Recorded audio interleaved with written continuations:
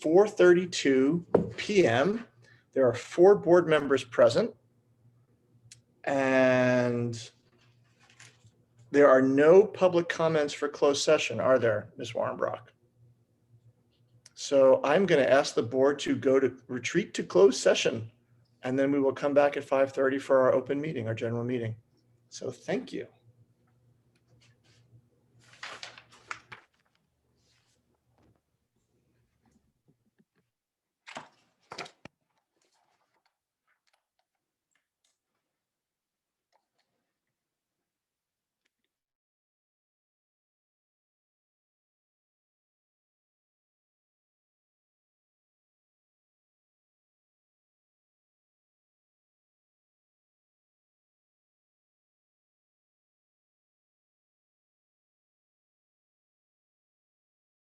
Speech.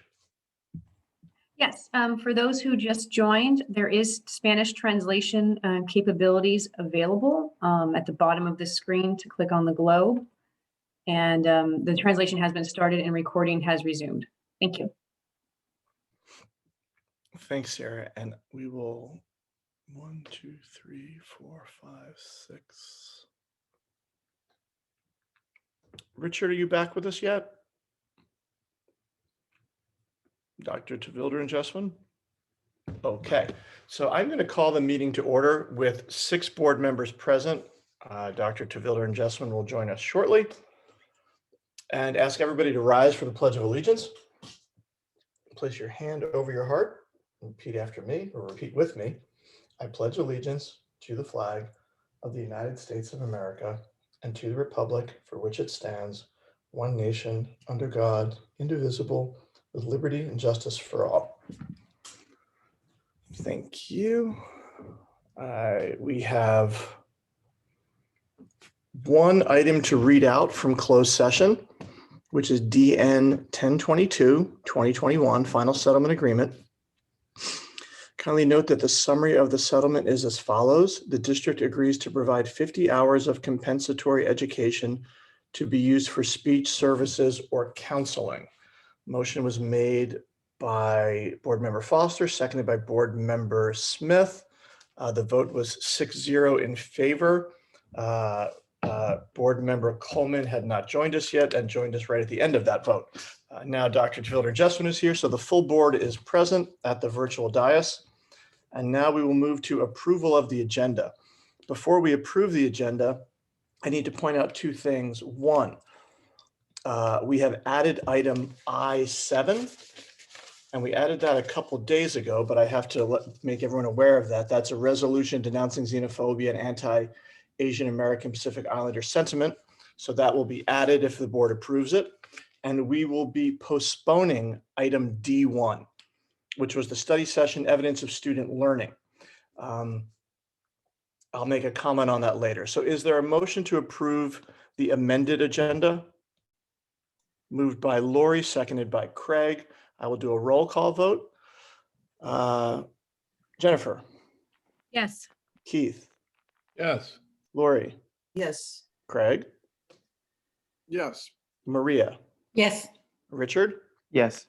I know that our board member from Samo High is not here yet. Is Estelle here from Malibu High? I don't see her. Then I'm a yes as well. So the amended agenda is approved 7-0.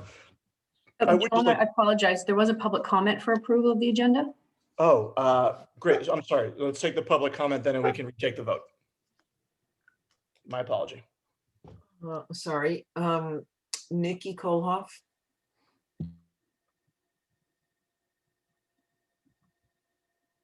Here you are. Hi.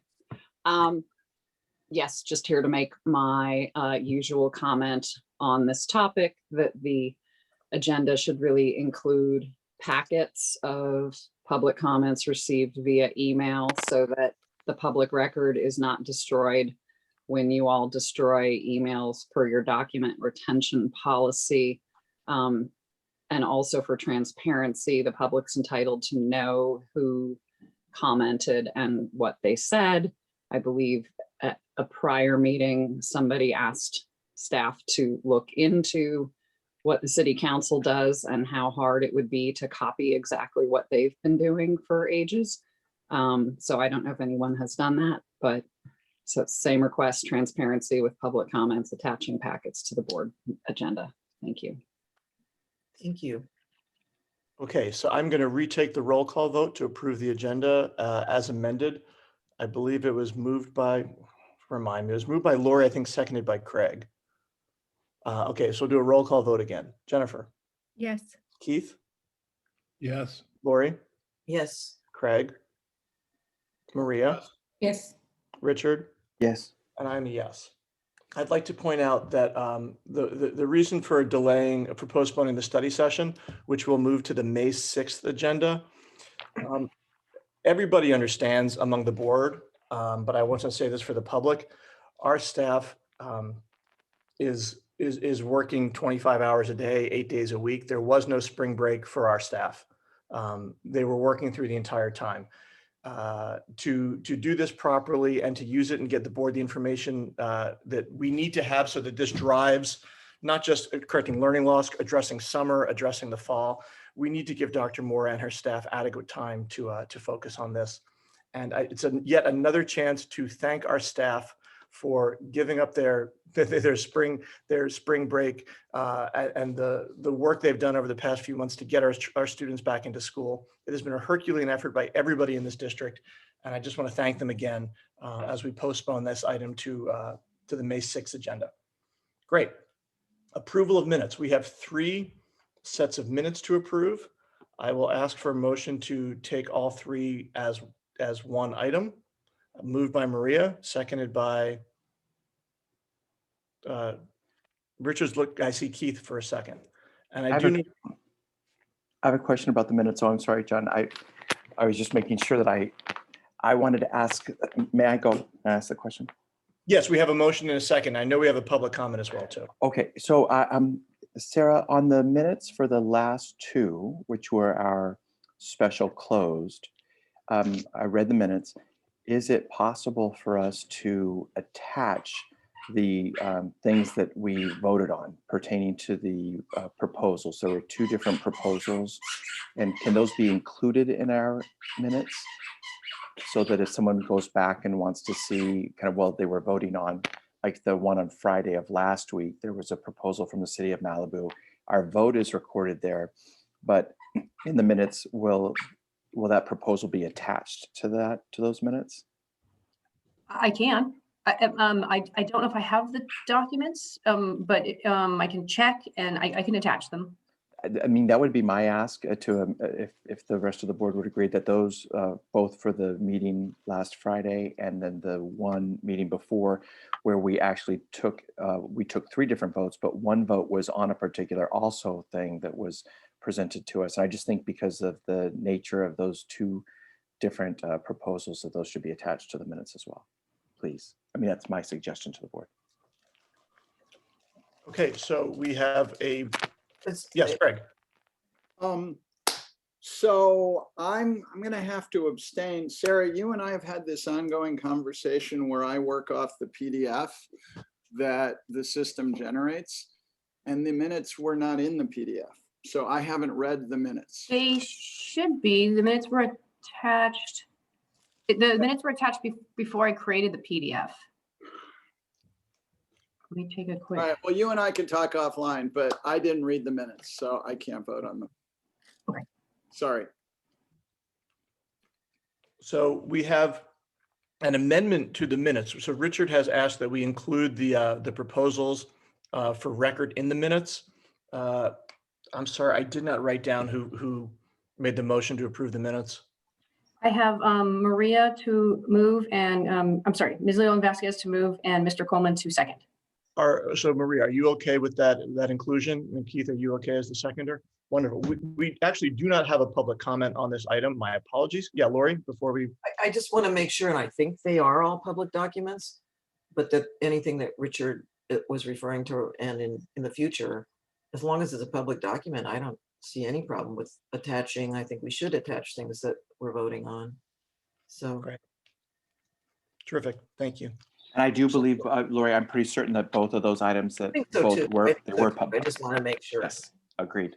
Thank you. So if we could do a roll call of the, for the approve the minutes, Jennifer, Yes. Keith, Yes. Lori, Yes, Craig, Abstain. Maria, Yes. Richard, Yes. and I'm a yes. So that is 6 approvals and 1 abstention. So the minutes are approved as submitted, which now brings us to communications. Again, our student board member from Samuel High is late. She is working. So when she gets here, we will do our Samuel High report. I do not have an Olympic or a Malibu High School report.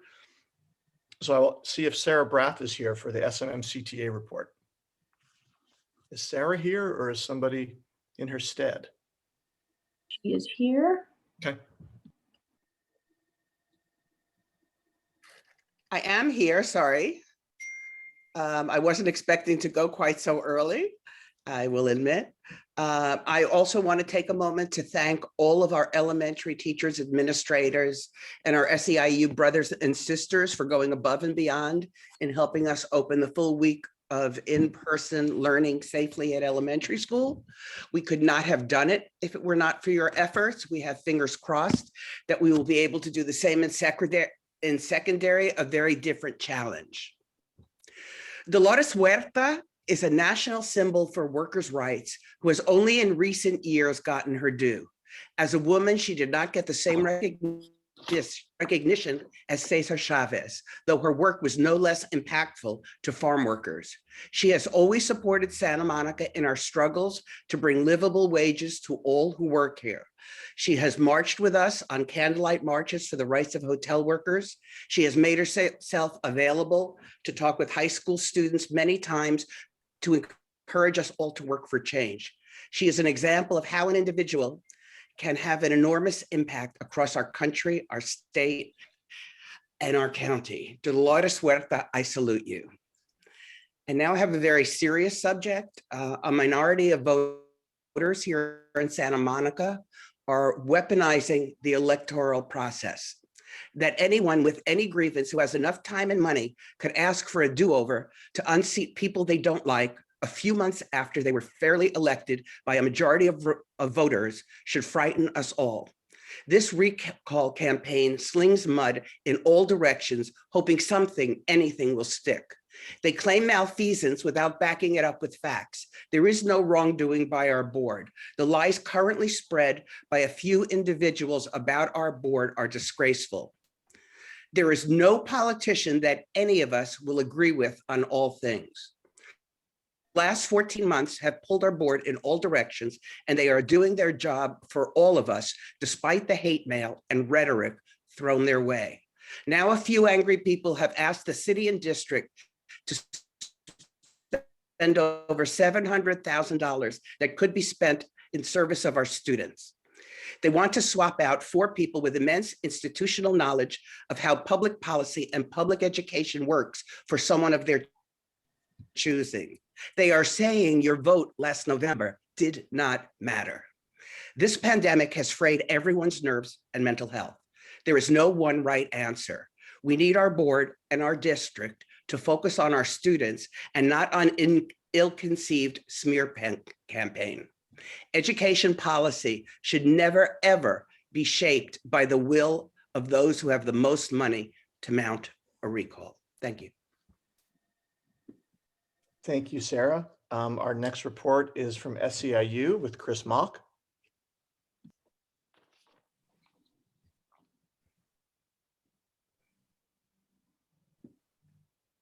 Chris, you are muted unless you're still working. There you go. Yeah, she just gave me the power. So, good evening. Good evening, board members, Superintendent Drawdy, Executive Cabinet, and the community at large. SEIU Local 99 and our members were thrilled by the verdict in the George Floyd case. It is a good step in the right direction and long overdue. Justice for this moment has prevailed. Battle to end social injustice in this country and in the communities we live in is at the heart of the union, and we remain steadfast, united, and committed in this effort that Black lives matter and that justice is for all. So with that, SEIU bargaining team met last Friday and are scheduled to meet again next Friday to negotiate hero pay, workload, and working out of class issues. The full reopening of schools has had all of our staff working tirelessly to prepare. It's like a freight train that can't stop running at this point, but it's great. And I know that students are back in classrooms and that it's been going very well at the elementary school level. And we're happy to hear that. And I know that everyone's happy to see kids back at school. I want to thank the district and our staff, particularly for all the work that they've done to prepare our schools and classrooms to welcome back staff and students. Schools are safe, protocols and procedures are in place. I want to send out a thank you to all custodians, particularly who have really been doing above and beyond their work. The workloads have been quite a bit, and they've done quite a lot. So if you see your custodian, give them a pat on the back, say hello, or maybe don't touch them, but maybe just say hello and be nice. They've done a lot. They continue to do a lot. We really do appreciate them, as well as our food service workers. Of course, our maintenance staff have been out there doing quite a bit. Office staff, our campus security officers, our tech people, and most critically, our nurses and our health office specialists right now, who are really going above and beyond. I want to also send a thank you to Tara Brown for all the work that she's done with vaccinations and other testing regimens. She's so many people to thank, but really is a group effort, and people are stepping up, and we do appreciate that. So all of our classified staff are working above and beyond, and we want you to know that your union and its leadership appreciate you and applaud your efforts. So with that, I'll just say thank you and good night. Thank you so much, Chris. Appreciate that. And yes, let's support our staff without giving them a physical pat on the back. We'll give them the virtual pat on the back. Thank you so much, Chris. And echoing your thoughts. PTA Council, Gabrielle Cohen. Good evening, everybody. This is probably the earliest we've ever gotten to speak. This is great. This is really a recap. As we come to this point in the year, our PTAs are doing their historian reports, and so we look back at what we've accomplished this year. During this year, the PTAs have stayed very busy. We, like everybody else, had to pivot, figure out how to move everything online and continue from a distance. And so some of the things that our PTAs have managed to do this year are organize the Pillowcase Project presentation with the American Red Cross. That was a project for our younger elementary kids on how to develop an emergency plan by packing everything in a pillowcase. We sent reminders to families to get their regular flu vaccines. We sent out resource sheets of free activities for families to enjoy at home. We sent out resource sheets of mental health resources that we came together with Shuli Lotan from the district to put out to all of our families to try and make it easier for them to find those. When we started this year, not all of our units were collecting memberships online, but now every PTA in our unit, every PTA unit in our council has the ability to sell their memberships online. Many of our schools partnered with local restaurants on Give Back Nights, which drove businesses to our local restaurants in a time of need and also helped to raise money for our PTA programs. We also organized 2 parent education presentation workshops with the One Love Foundation, all about healthy relationships, the second of which was last night. We're also doing something special for Teacher Appreciation Week for all of the teachers in the district, so please stay tuned. Teacher Appreciation Week is May 3rd through 7th. Right now, our PTAs are focused on diversity, equity, and inclusion, and making sure every child in our district feels safe and welcome and are given the tools that they need. We also have a focus right now on mental health. As we come out of the pandemic, it's hard for so many of us and our kids. Emotions are fragile, anxiety and depression are at an all-time high, and we will continue to work to make sure all of our families get what they need.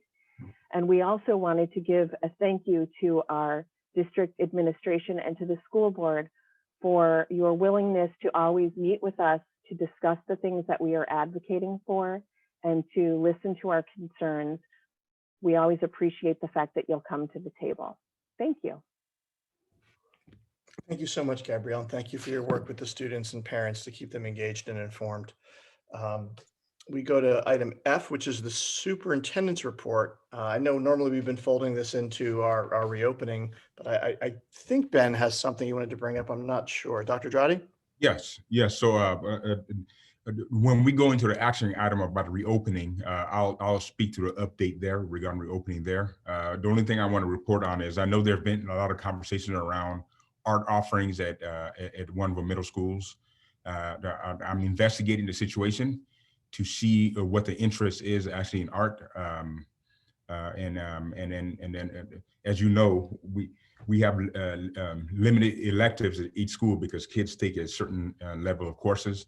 A lot of times what you have to do is balance which courses you offer based on student interests and all that. So my understanding is that there might be more interest in art in the 6th grade level than previously seen, but I'm going to look into that piece, and I will be this spring. So I'll have a reporting of that once I get the information. Great. Thanks so much, Dr. Drotti. And so I guess we'll report back for the reopening section. This brings us to consent. Now, there are a large number of comments for consent tonight. So what I'm going to suggest that we do is break consent into the 4 sections that it normally comes in, and take each section one section at a time, get the comments, and then do a vote on that entire section. We'll see if this works. I think it will. So the example of this will be, so we're going to open with all items under G1, which is curriculum and instruction items. So the first thing I will ask is, do I have a motion to accept consent for G1, curriculum and instruction? Maria, I know we're going to get, I know that you were going to, yes, I know, but that's why this is cleaner. Okay. So motion by Craig, second by Jennifer. Great. Now we can go to public comment, and then we can go to Maria's comment. So do we have items for any of the G1? Yeah, G1 comment on G1 point small I. Nikki Kohlhoff. I actually see Sorry, two. there are two. I see Lydia as well. Yeah, I got you. Okay. Lydia, doesn't matter the order. I'm sorry, I didn't see Lydia's. Lydia Maroro and then Nikki Kohlhoff. Hello there. Good Hello. evening. Thank you for your time. It's nice to see you guys all again. I hope you enjoyed the break. I had a quick question on the independent contractor for the film Santa Monica Malibu Schools web person. I know we have several, I mean, I appreciate the website and I appreciate how organized it is. But we have many other sections in Santa Monica Malibu websites that deal with the same thing. So my question is, are we still paying people to do these other things, or are we just using this website? In which case it makes sense to have a person maintain it and it looks well and, you know, well done and all. But I want to make sure that we're not, I mean, if you click, you know, rent Bonham Hall has its own page about how to rent it. You know, somebody is maintaining that page. If you click rent SMMUSD, you get to another page, which is for part of the SMMUSD website, and you can, you know, find the same information there as well. So I would like to make sure that we're not paying for a person there and a person for all the other things. Thank you. Thank you, Lydia. Nikki Kohlhoff.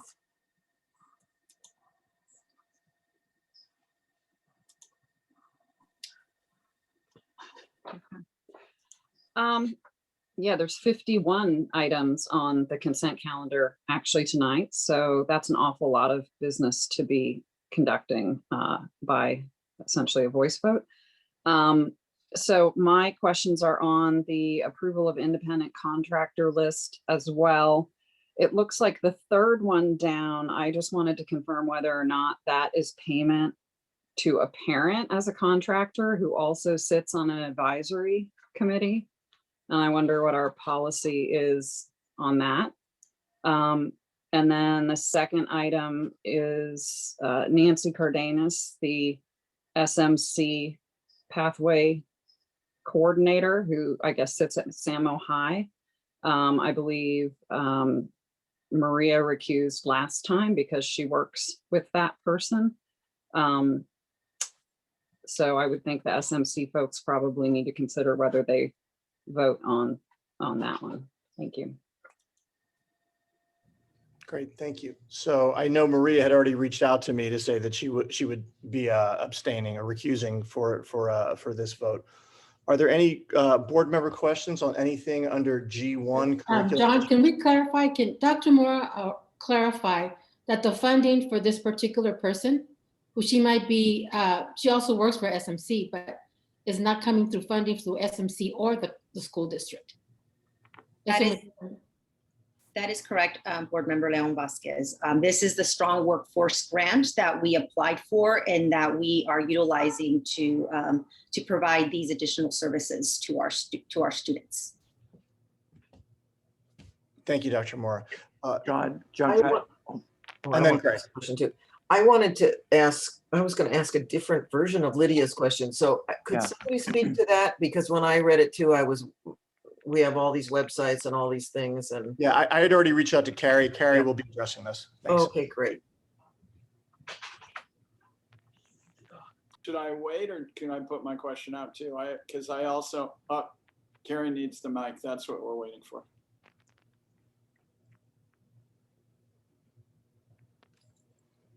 Carrie, you can unmute now. Oh, good. Hello. So specifically, did you have the question? Do you have a question? I actually didn't see your question, John. So The question is about the contractor, Joan Charles, design, update, maintain new film site, new website for Film Santa Monica Malibu schools, site facility use department. The question was, is this a self-contained independent site, or can you give more clarity on this? it is a little more of a self-contained independent site, because it is our main marketing tool for filming that happens, location filming that happens on our campus, which raises somewhere around, I don't know the exact number, somewhere between $300,000 and $500,000 a year in a normal year, gross. That is income that comes in to maintain our facilities. The last time we really refurbished this website was at least about 10 years ago, because I know I worked on it when I was the director of facility use. So this is an opportunity just to refresh it, give it a new look, and that will help us to drive more traffic to this site and be able to have more filming come in, which is one of our major sources of revenue for the facility use department, and that goes into our facilities. Thank you, Carrie. Craig, you had a question? Yeah, so just to clarify with Carrie, so that site is a district site, not a student serving, parent serving site. It's okay, good. So my other question to Nikki's question, which is something I hadn't thought of before, is there's an interesting conflict of interest question. Potentially, I'm not saying there is in this case, of people both serving on DACs and doing work for the district that's related. So I'm going to just ask that staff consider that and maybe give us some feedback on how that would be monitored and what our standards would be. Because I think that we want to be squeaky clean and above board, and we should make sure that our conflict of interest policies are in place across the board. I guess the question I would have for Dr. Moore, I know this is a person who's worked for us before. I don't believe this individual is on any of the district DACs. If she is, I apologize. I know she was a former member of, yeah, Jennifer, do you have more info? Well, I think she is on a DAC. I think she's on the new African-American agenda. Isn't that Yeah, so I think or is it it's a district? That's not a DAC. Well, it's not a DAC, but it's a district approved board, I guess. Yeah, let Dr. Moore address this, please. Yeah, so she is a member of our LCAP District Consultation Committee, so it's not a DAC. Okay.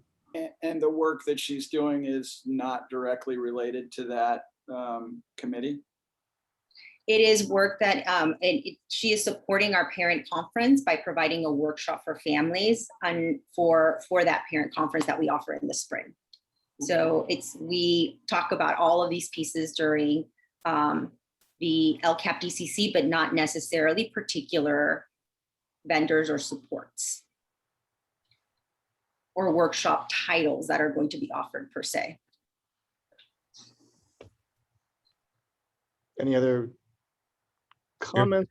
If there's a concern about that, I can certainly ask our legal counsel. I think part of what we try to do is, as parents go through our parent engagement protocols and all that, sometimes we elicit parents to help support us communicate information that are coming from parent to parent. That way, it's not just a staff member coming to a parent. So as our parents are being trained about DLAC, SBSA processes, DLAC processes, just all the things that they're being taught on, and when we have these work sessions, whether it be about just handling grades or handling stress or schools and all that, our parents are being trained on some of these, and they may develop expertise to help us facilitate some conversation with other parents. So that's a design for that. But if that is if somebody is construing that as a conflict, I can certainly look at the legal counsel. But I think this is a design used throughout the state of California. If I can ask a little further, so not to abstract from this particular person who I'm sure is great and doing good work for us, but if we have like a school committee that's advising us on, sporting activities, and there's somebody on there who happens to be a soccer coach, and then we hire that person says we need more soccer training, and then we hire that person to do the soccer training. That does seem like a conflict to me, that you're both directing work to be done, and then you are the person to do that work, or that you're promoting that work be done. I think, Craig, I think that might be a leap to go from, I understand your analogy, and yes, that would be a conflict, but to imply that that is what happened here, I think is something that has not been said. And I don't know. That's the question, because I don't really understand. So maybe Dr. Moore, you can elaborate on why this is a contract that you feel that is valuable to the district. So what we offer and what we offer during the spring is a parent conference, and a parent conference is an offering that is coordinated by Dr. Rossi, our family engagement coordinator, right? And this is part of what the activities and actions we are doing under Goal 3. So under Goal 3 of our LCAP, that is discussed during the LCAP DCC. One of the actions that has been implemented is a parent conference. So that is the depth of the discussion. So then Dr. Rossi then coordinates and works to identify what are the areas of need for families and connects with different community organizations, community members to support in that space. So in this particular realm, it supports families around health, wellness, nutrition, and it happened to be that it also is a parent within our respective learning community who happens to be a part of the LCAP DCC and provides input and feedback as it relates to Goal 1, because that is what the group that she has been working with throughout this year and in past years. All right, Lori, and then Richard, please. Yeah, all I was going to do is suggest that I basically agree with Craig that rather than us trying to pick this apart and make determinations ourselves, I'm the lawyer who's always saying, I'm not going to be our lawyer. And so I feel we should definitely, wherever we have concerns about potential conflicts, I'm not saying there is one. I don't understand the facts well enough, and I have immense respect for the person who's doing this. So I don't want to imply that anyone's done anything wrong, but I think we should get advice on this. Richard? That's exactly what I was going to say. And I was going to ask Dr. Mora and Dr. Trotty, if this isn't time sensitive, I would say that we get counsel and we move to postpone this item. Dr. Moore, is it okay to bring this back on May 6th after we get, I do find it ironic that we're probably going to spend more than the cost of the contract to get legal counsel, but I understand the need. We have to do it properly, and this could inform future contracts. So we're not going to spend more than $8,000 to get it. This is a $500 contract. I thought it was $8,000. It's a $500 contract. Oh, I'm reading the wrong one. No, it's a $500 contract. I was reading the second one. But look, it's principle. It's about the principle. This person or this thing. It's about, can you Can Yeah. we do that? No, it's the principle of it. It's the structure of it. Yes, Richard. And I do want to say that we were very clear. So I'm, whether it's 500 or 8,000, I support what is being suggested here by Craig and Lori. I think that we need to get the information. And then also, I know it's not a DAC, but the DAC, when we redid those policies a while back, we did make it very clear that we wanted to make sure that the persons who serve in these capacities of advising aren't, their business is benefiting. And so I trust that's not the case here, but I do think we should err on the side of caution. So let's do this then. So, so we have a motion and a second to approve all items under G1. Can we amend that motion to approve all items under G1 with the exception of this one contract, which will come back to us May 6th, pending advice from council? I accept that amendment. Wonderful. So then I will do a roll call vote for this. Richard. Oh, sorry, Yes. Richard. And by the way, I want to point out there is that SMC issue on here if you do want to address that. Richard. No, I'm abstaining. So Great. Thank you. yes. Jennifer. Yes. Keith. Yes. Lori. Yes. Craig. Yes. Maria. Abstaining. And I'm a yes. So five yeses and 2 abstentions. So G1 pending that one item is approved, which now brings us to all items under consent G2, business and fiscal items. Do I have a motion to approve the items under G2? By Maria, seconded by Keith. Wonderful. Now we will go to public comment for all items under G2. Okay, we have the same 2 speakers, Nikki Kohlhoff and then Lydia Marrero.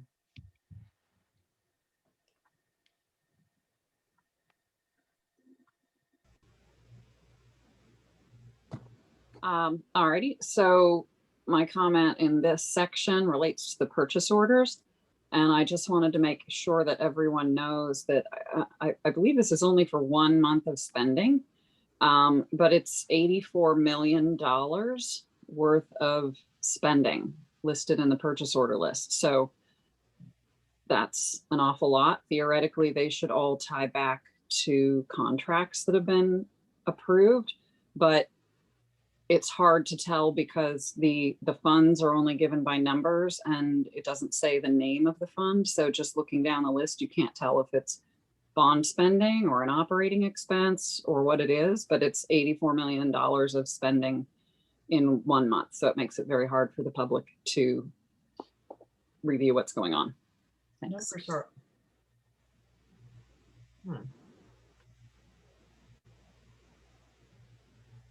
So Lori, should we go to Well, let's hear from Lydia first, Lydia Marrero, and then we can.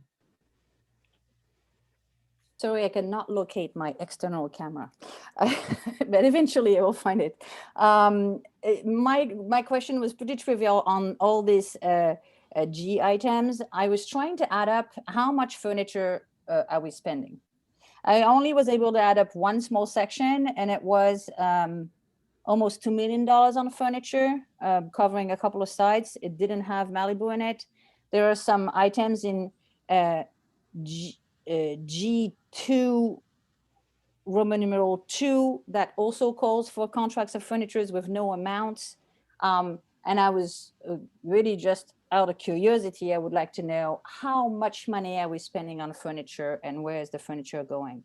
It seems like furniture is like a thing we've been spending. I mean, when my kids were in Lincoln, we were, getting furniture, and I agree, we need new furniture, but I'd like to know how much it is. It seems it's like millions of dollars, but I can't add it up properly.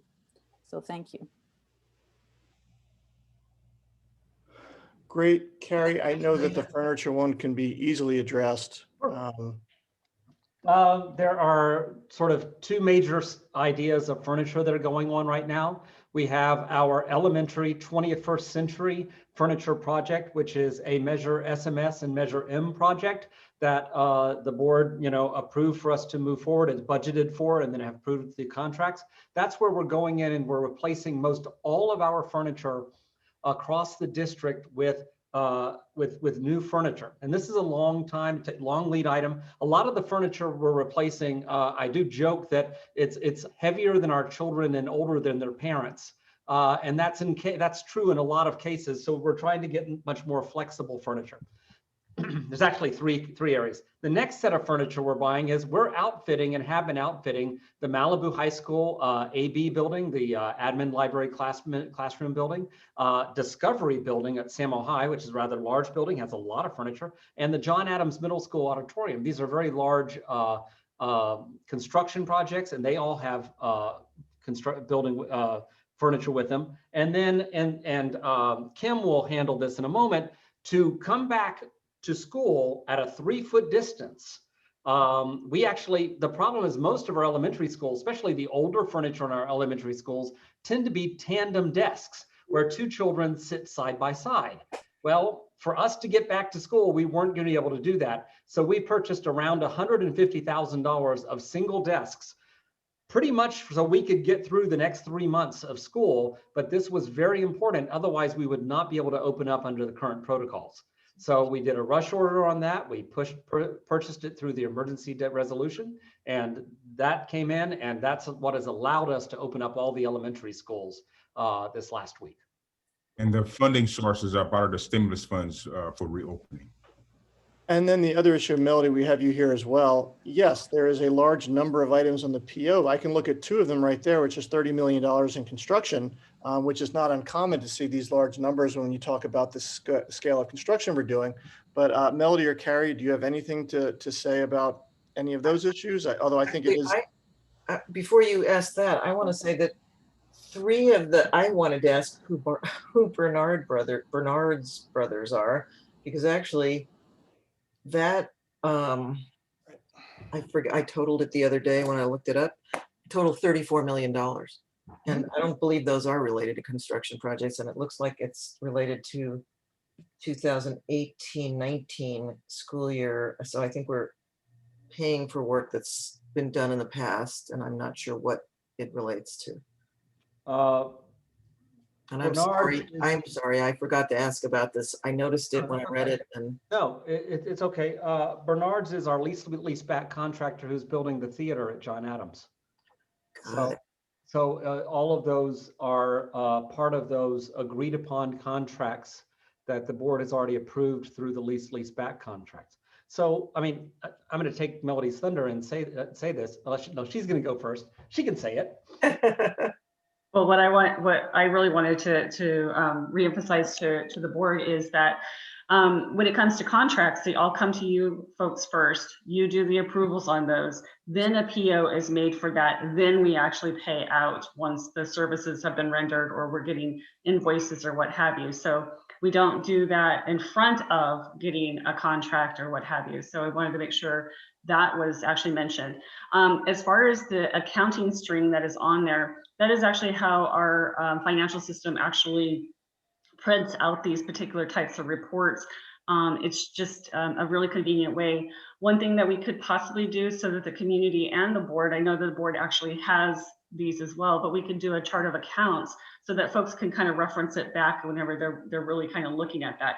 We can go ahead and post that.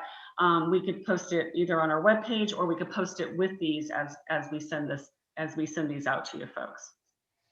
And I don't know, Carrie, if you had something else you wanted to say. Yeah, I mean, what's important is to know is that under our CUPCA rules, I always get this number wrong, but it's around this number, is that anything over 90,000 has to be bid out, and those come to you as contracts. The things that are below that, those, we have to, there's a process to make sure we get the lowest bidder on those, but they show up just on the PO list. You don't see them before that. But everything over that you've seen before or you've approved at some time.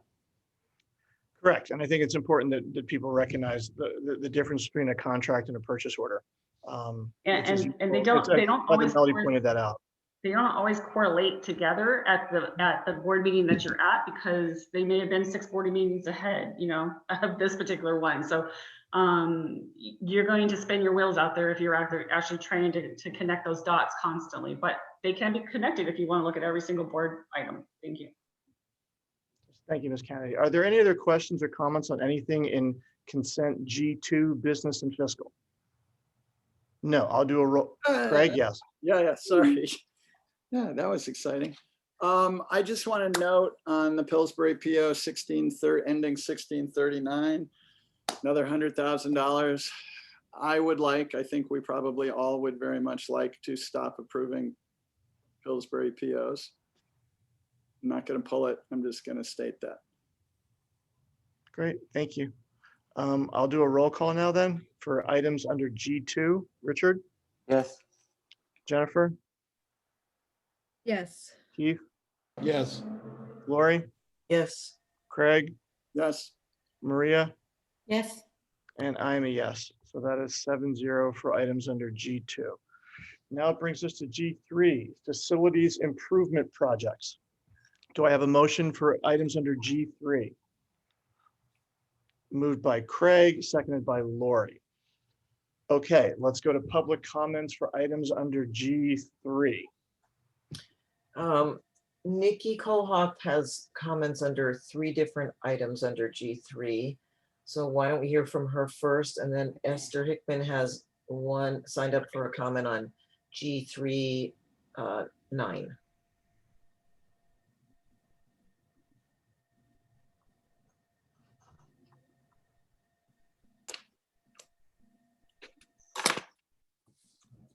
Okay, Lydia covered one of them, which was the furniture. Again, I'm not sure we heard a grand total though of how much we're actually spending on furniture. We heard that there are 3 categories, but we didn't hear a grand total. And that's the hard part of doing all this by consent. And when I email Carrie Upton to ask for that, then it gets turned into a PRA and then sent to outside lawyers, and then I don't get an answer. We should be able to know how much we're spending on furniture.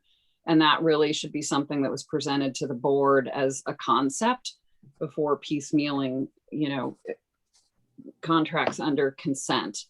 I also want to respond to Melody's comment that we could be spinning our wheels trying to connect contracts and purchase orders, but that's kind of what you all should be doing in the accounting department. Original contract bids and amounts should be tracked, as well as what we ended up paying for them. That's how we know whether we've finished on budget or not. So the notion that it's spinning our wheels, you know, we're trying to make sure that you guys are spending what you're supposed to be spending and not twice as much. I'll wait and take as my separate item the history building. I'll finish up with HVAC here. Same thing as furniture. You know, this is a topic of interest to everyone. There are 1, 2, 3, 4, at least I see here, HVAC items. And I'm sure folks would want to know, where does HVAC stand? Because that was one of the issues with coming back to school and making sure there was circulation, and how are we progressing there? And it comes here in 4 contracts of varying amounts at varying school locations. And again, I feel like that should be a presentation that the board and the public can hear regarding the status of HVAC, since that's such a big concern. Thank you. And then should I do my other item or? Yeah, I think so, because on the other G3 items. Yeah, so that one is the history building. It's really, it's hiring a consultant to figure out how not to destroy the Viking statue and the senior bench in demolishing the history building and the hill. And again, I of course don't think those are things that we need to be doing, but it's $214,000 just to study how not to destroy some pieces of these buildings. And that's about 4 times as much as Carrie Upton told us it would have cost to analyze the cost of adaptive reuse of the history building versus new construction. You know, we heard a lot about how wasteful it would be to study the cost benefit analysis, but right here, we're spending all this additional money on, you know, historic items that are going to have to be removed and preserved, and that's adding to the total. We still haven't seen a cost benefit analysis from the district. As far as we can tell, it amounts to about $30 million that being overspent on a new building that we don't need. And we have a lot of other places that we could be spending that $30 million, not to mention the waste generated by the demolition, the new materials here on Earth Day. How much waste is being generated by the demolition? How many new raw materials are being used to build the new building? None of that needs to happen, and we could be saving money. So I think this should be a no vote to symbolize that you guys might be still open to looking at the history building and how wasteful it is to tear it down. Thank you. Thank you, Nikki. Esther Hickman.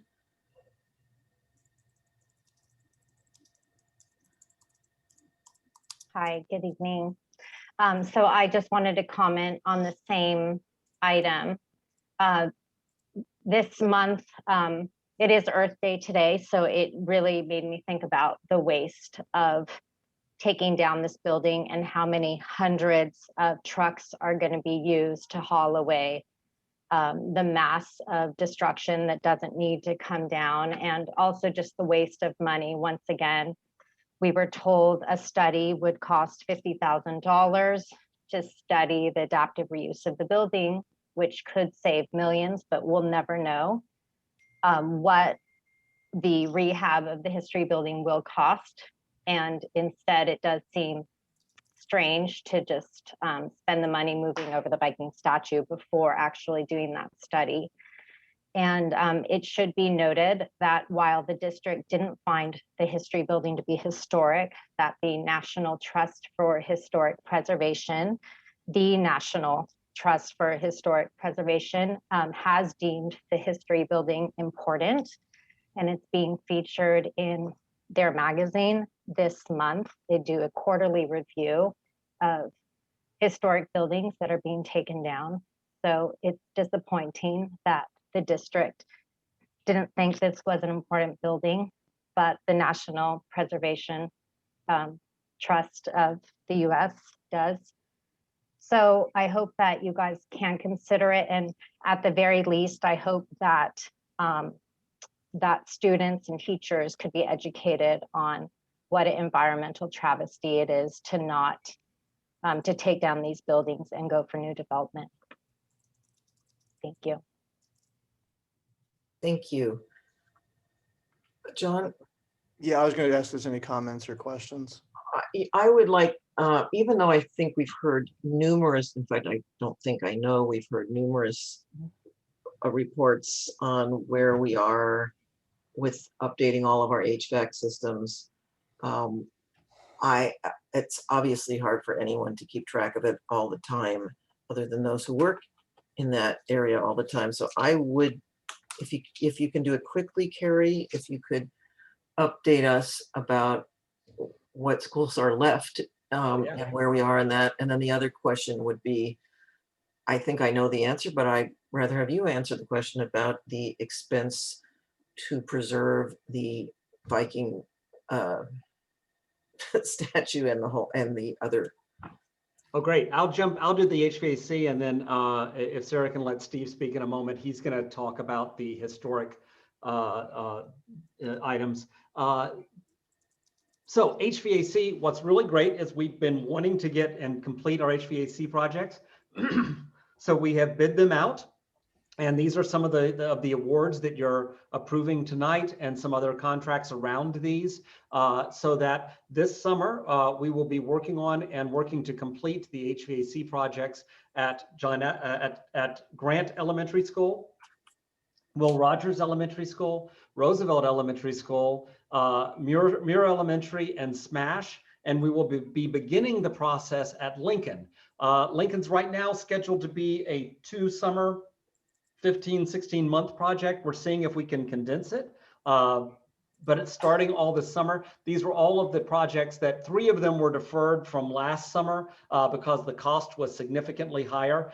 Steve in a moment is going to remember exactly how much we were able to save and say by delaying that, because the cost came in double what we expected. And whenever we bid them out this time, we were far closer to what was the expectation. So while it was sad, it was about a $10 million net difference. I don't have the exact numbers, but it's in that range. About 10 million. So by pushing them for a year, which was unfortunate. And had my crystal ball been shinier, we would have been able to do it a lot of times while we didn't have kids. But as you might remember, we've spent the last year hoping to get students back every few months. And so we really had to put that off. But we're very excited to move towards completing our HVAC projects.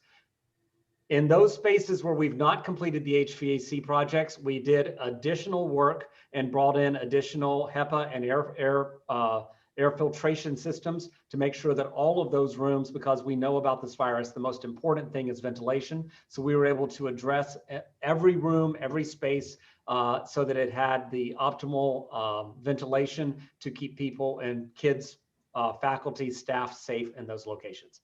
And Steve, about the historical. Thank you. Okay, so the $214,000 is not just for the Samo High Vikings so that we can tear down the history building. In fact, it's more like 15% of that. It's $31,000 for the Viking, and it isn't just to study whether it can be saved. It's to actually prepare and preserve that piece of art. So that will be relocated to the Discovery Building. The bulk of this, the $182,000, is for relocation of the senior bench, which would be moving without regard to whether or not the history building came down. The senior bench will be impacted by the new gold gym building. That's a lot more work. I mean, first of all, it's if you've seen the two, it's an obviously bigger piece, but it also it's in significantly worse condition. So it needs a lot of work to repair it and bring it back. I think both of these were WPA art installations, and you know, the company that we're working with, Silver Lake, actually it came to us on a recommendation from the Santa Monica Conservancy.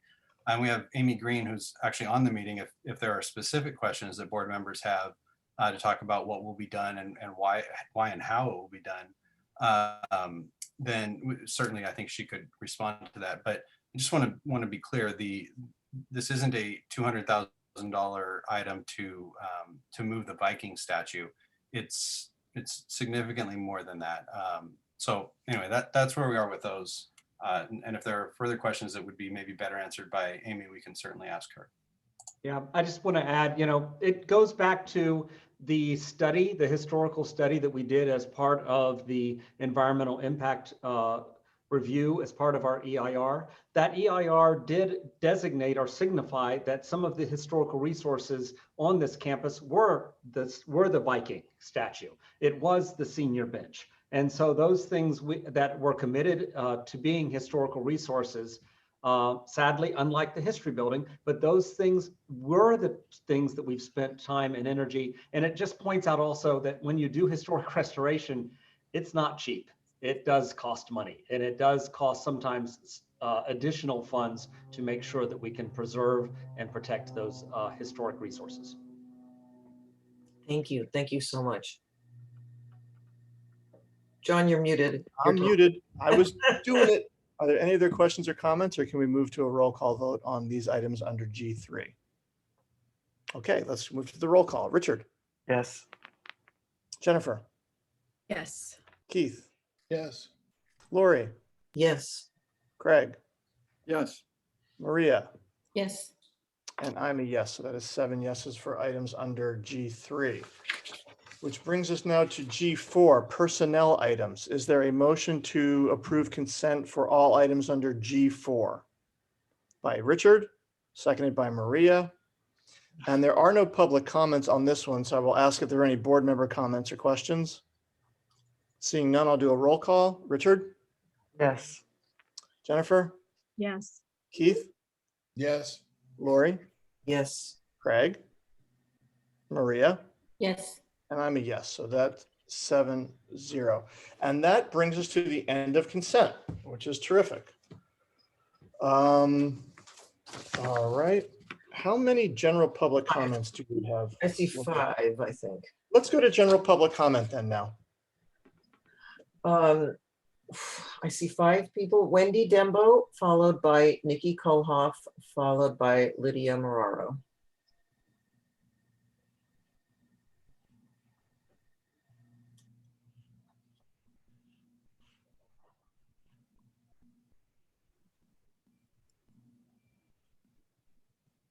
Hello.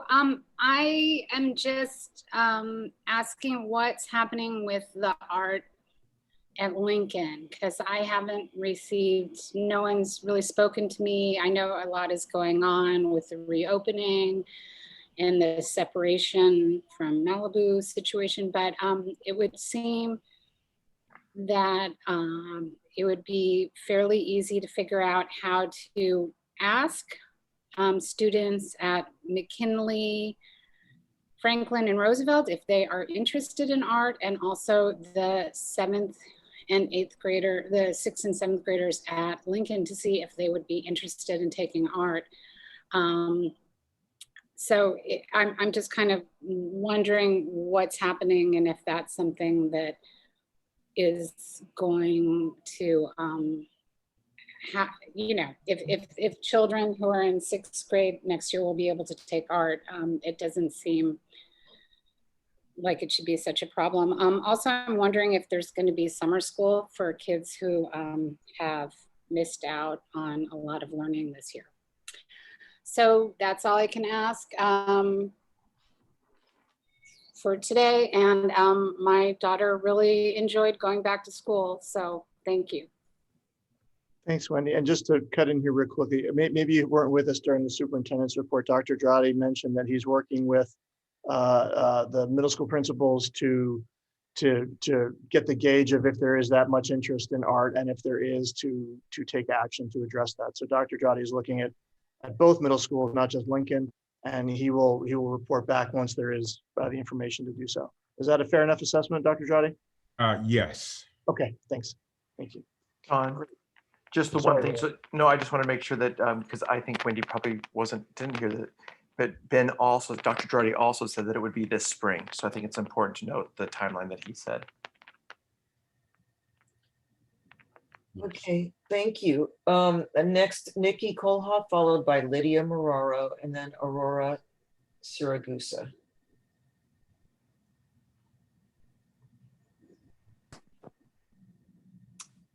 All right. All right, couple items to cover here. One, with respect to art, I again just find it really disingenuous for Dr. Drotti to say that they weren't aware that there was interest in art. You all have received I'm sure it's been covered in several VAPA reports. I've sent you all my emails from when my oldest, who's now a junior, was trying to take art in 7th grade, and we collected the data against all odds about the oversubscription to art. Like, it's been a known deficit for years. And so to act like nobody knew is just really dismissive of parent comments. Second, math pathways. I haven't heard anything about that. My kids are also long past that, but we've been trying to get that fixed since 2015 was the first school board meeting that we the parents came and asked to go back to a moderate acceleration starting in 6th grade. It's been, 6 years. We've not had any data to show that what the district's been doing is in fact more equitable. In fact, the district has refused to provide that information. And so all of our elementary students who would like to have accelerated math in 6th grade and not have to skip a year, which we know has resulted in gaps in curriculum, really need to be helped out with a moderate acceleration starting in 6th. Another recurring item, just to highlight the things that have not been done by this school board for many years, ISPE continues to degrade. I hear a lot of problems about the packets and how ridiculous they are for kids to have to do in addition to their sport. That's something we've been fighting against for years also. And the school board has, turned a blind eye to that. And then finally, we're learning that there are some textbooks for the high school classes that are, online, but that in connection with that, the tests are also online and are considered proprietary products of the College Board because we buy the test from them. So for these classes, the kids can't get their tests back to study the problems that they got wrong. And so they can't bring these to a tutor, either a private one or the $500,000 service that the district's provided. I really think, and maybe this would have all been resolved if we had a director of curriculum and any sort of overarching approach to what we teach, but I don't know why we're buying tests that kids can't get back for high school classes. That just seems wrong. They're not learning when they can't see what they've done wrong. And these classes are getting masked by the 50%. You know, nobody can fail. The speaker's time is up. Thank you. Thank you. Can I ask a question, Lori or John, just to Dr. Moore or Dr. Drotti? It doesn't have to be tonight, but could we get some information about that? Because as a teacher, I know how important test corrections are. So if there is accuracy to that, could we get some notice of that in our Friday packet? Yes. Yes, we'll look at that. Thank you. And it would also be helpful to, take another look at, not take a look, but get some more data on the prior concept of just having that year skip for math acceleration. Just from an anecdotal personal story, my son's in accelerated math now at Lincoln, and he's doing well. But that's not to say that all students, have that mathematics knack or interest level. So that would be nice to sort of find out that a little bit more. Just, mathematics is always key. If they can keep studying that every year in that manner, that would be great. So it'd be good to get some data on that. Okay.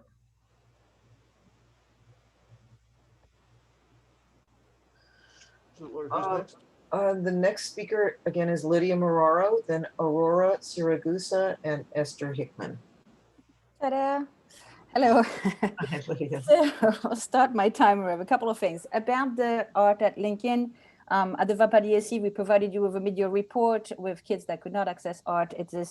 Now is not a time to figure out if kids are interested in art. We have to decide if this is a core curriculum activity and if we are in this district providing equal access and equitable access to all students in our middle schools for art.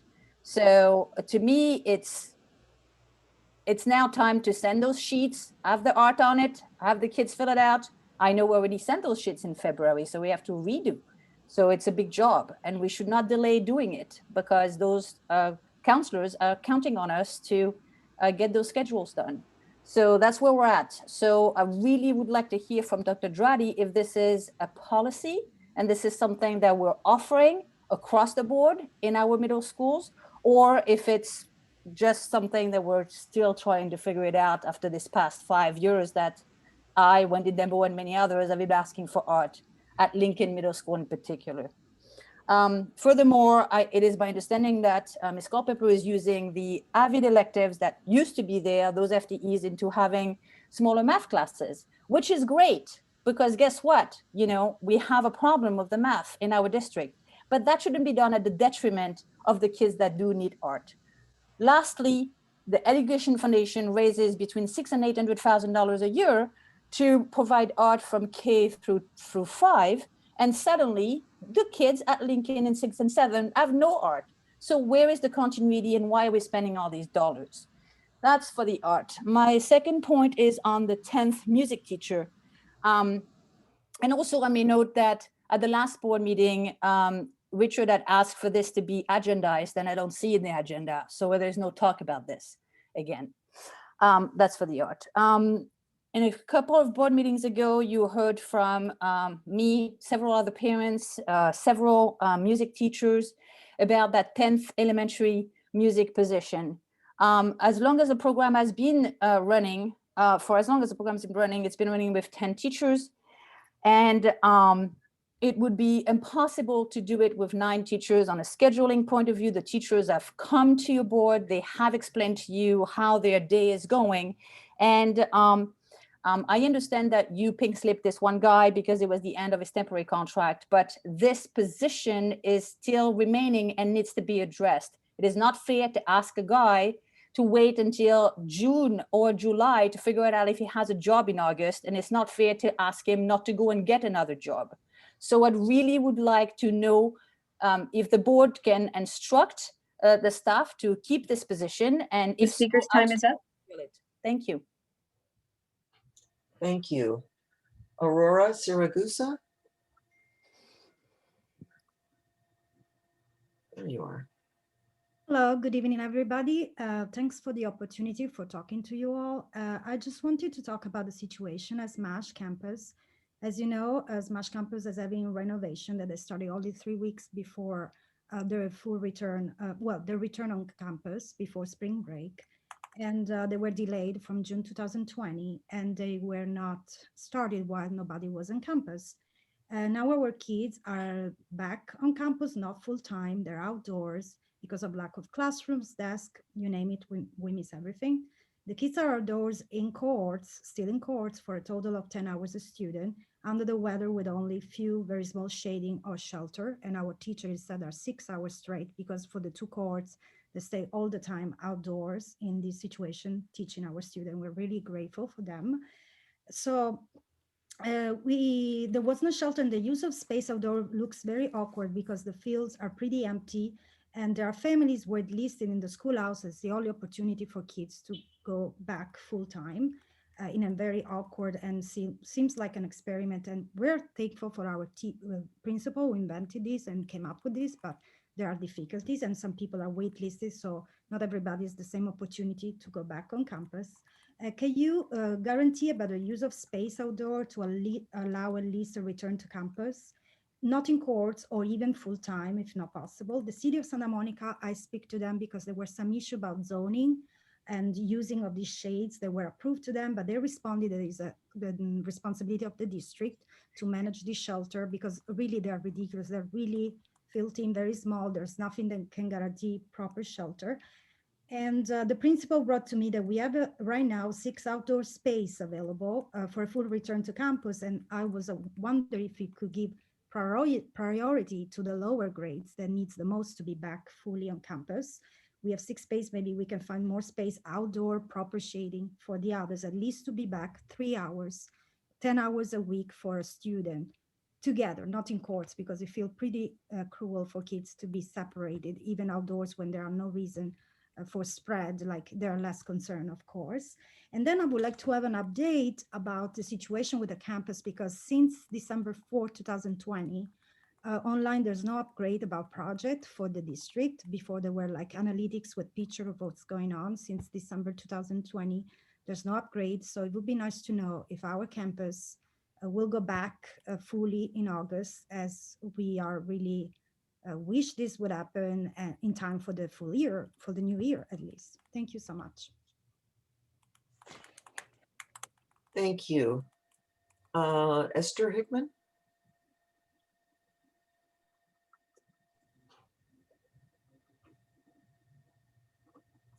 Hi. I just wanted to speak in support of art at Lincoln. I think it's the fair path. I know a lot of people are working really hard. I know how hard all of you work. And so I just wanted to thank you. I really recognize that. And the other thing is I just wanted to pick up bathrooms at the elementary, middle school, and high school level. It's still an ongoing big question mark about whether there are adequate bathroom counts and conditions that are up to current code. And we haven't heard back on that, but I know that it's something that's been going on for decades. And there's been kids who've written about it in Malibu. So if somebody could explore the bathroom count for code and condition, especially with the young girls menstruating so early, it would be good to just do a review on those bathrooms. Thanks. Thank you. John? Yeah, Richard. I just wanted to, because if you'd allow Sorry, me. Richard, I think just so we said that was the last public comment, correct? Great. Yeah. So sorry, Richard. No, I want to make sure. I just want to say, I did propose to our board that the art conversation be agendized tonight. I think I said the month of April, so we have 2 meetings in the month of April, and I do want to share with my peers that I spoke with Dr. Drotti, and with the reopening, he told me about it, what his plan was going to be with pertaining to the art at 6th grade, and the conversation, and I suspect this will be coming back to us at our next meeting. But I just want to say, because my name was invoked, that we had said something would happen in April, and I'm very confident in what Dr. Drotti has said. I'm very excited to hear that Dr. Drotti is working on that plan. Thank you. Maria. Yes, can we have just Carrie Upton or Steve kind of update the whole bathroom situation? I toured a couple of the schools, and for me, and that was one of the things that they showed. And for me, I mean, I think they had taken care of a lot of the issues, but it seems to be coming back over and over the same person. So I don't know what, I think it's been taken care of, but if they, just coming from either Steve or Carrie, just to update us on this. Sure. So we have, at your prompting, gone and done restroom counts for all of the Santa Monica schools as part of our campus planning process, and we'll be ready to present and discuss that at our next meeting next Thursday night. Craig? Yeah, I'm not quite sure how we're doing, what we agendize, and how many board members need to jump onto the thing before we do it. But I wanted to express my interest in what Keith said with the math pathways. And I wanted to add a particular question I'm interested in and was pondering even yesterday or the day before is we're moving some kids through all of middle school math in, did I say art? I meant math if I said art. That I would like to hear more about this accelerated math, middle school math. And my particular question is, we're moving some kids through basically all of middle school math in a year, and some kids in 3 years. And my concern is a little bit, are we failing the kids who are moving quickly? But more importantly, I'm worried about the kids who are moving through in 3 years. And are we creating a tracking situation where the slower path is a holding pattern rather than positive growth that is at an appropriate speed, if you know what I mean. So there's something about 1 year versus 3 years that I find troubling. So if we're going to agendize it, I would certainly support us agendizing it. And I would like to hear about that as well, the equity across all the kids and making sure that they all will end up our K-12 pathway with the math skills that the state believes they need. Lori? I don't mean this with any disrespect to any speaker or to any of what just got said, because all that is fine and of value and interesting to me too. I just want to remind us that public comments are for the members of the public to raise issues or concerns that are not on the agenda. And we can't take action. We can't really discuss them. We can ask clarifying questions, which I think we have. And we can ask that something be referred to staff, which I think is sort of implicit in what Craig just raised. And I think you could frankly ask that even if you don't have 4 votes to do it. But I just want to keep us from talking about things in detail that might be of interest and concern to all of us, but that aren't agendized. And so the public doesn't know that they're on the agenda. Thanks, Lori. And just as we move on from this item, I do just want to point out as well, I know that in the past, we've always tried to set agenda times for some of these things to come back. I just want to ask for a little, I guess, lenience from my colleagues in that we can say that we'd like to see this come back in 2 weeks or 3 weeks. The burdens on staff right now are overwhelming. They really are. And for us to just unilaterally say, hey, I want this back in 3 weeks, there's just no capacity right now. So I think we need to work with our staff. If we have something we want to address, we need to work with staff to find out what is realistic and doable without overtaxing them. So I just wanted to share that. We did have a timestamp for 6:45. I'd like to get to that now if I could, which is item, God, my eyes are going. I1, renew resolution number 2002, declaring emergency delegating authority to enter into contracts necessitated by the spread of coronavirus. Kim Nguyen will be presenting on this. And we have one speaker on it.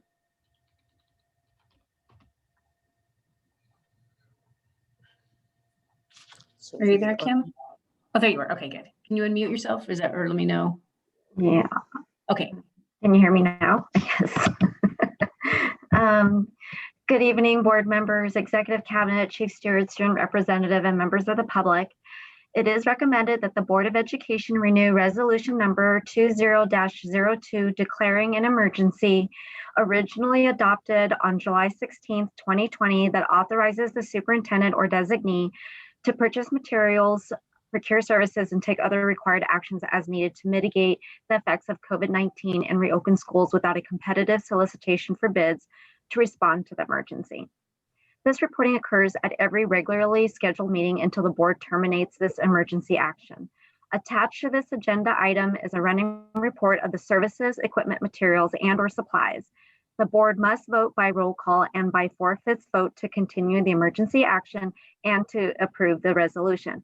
Since the last reporting, the following materials and/or services were obtained by the district: supplies and PPE items for health offices district-wide, special education, maintenance and operations, transportation, food services, as well as to support music instruction. Metal picnic tables to support outdoor dining at Malibu High School, contract with California Department of Public Health for COVID testing, and with FedEx for shipping of the test to Valencia Laboratory. Oh, you can, yeah, sorry. Laptops for food services department staff, teacher acrylic desktop barriers and cube mates for 10 elementary schools, district-wide bottle filler installation, portable two-way radios for Roosevelt Elementary, equipment to support live stream at McKinley and for secondary schools, single student desks for Roosevelt, John Muir, Will Rogers, and Edison, batteries for hand washing stations. The full list is attached to the agenda. Thank you. Thank you, Kim. Do I have a motion to accept this report? I think we have I know we have a comment. I want the motion in the second first, though, please. So do I have a motion by Craig, seconded by Keith? And now we can go to public comment. Nikki Kohlhoff.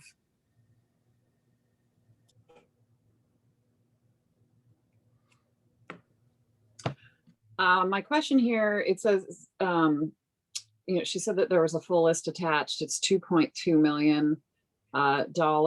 And we heard in a prior presentation by the financial folks that the district got about 10 million.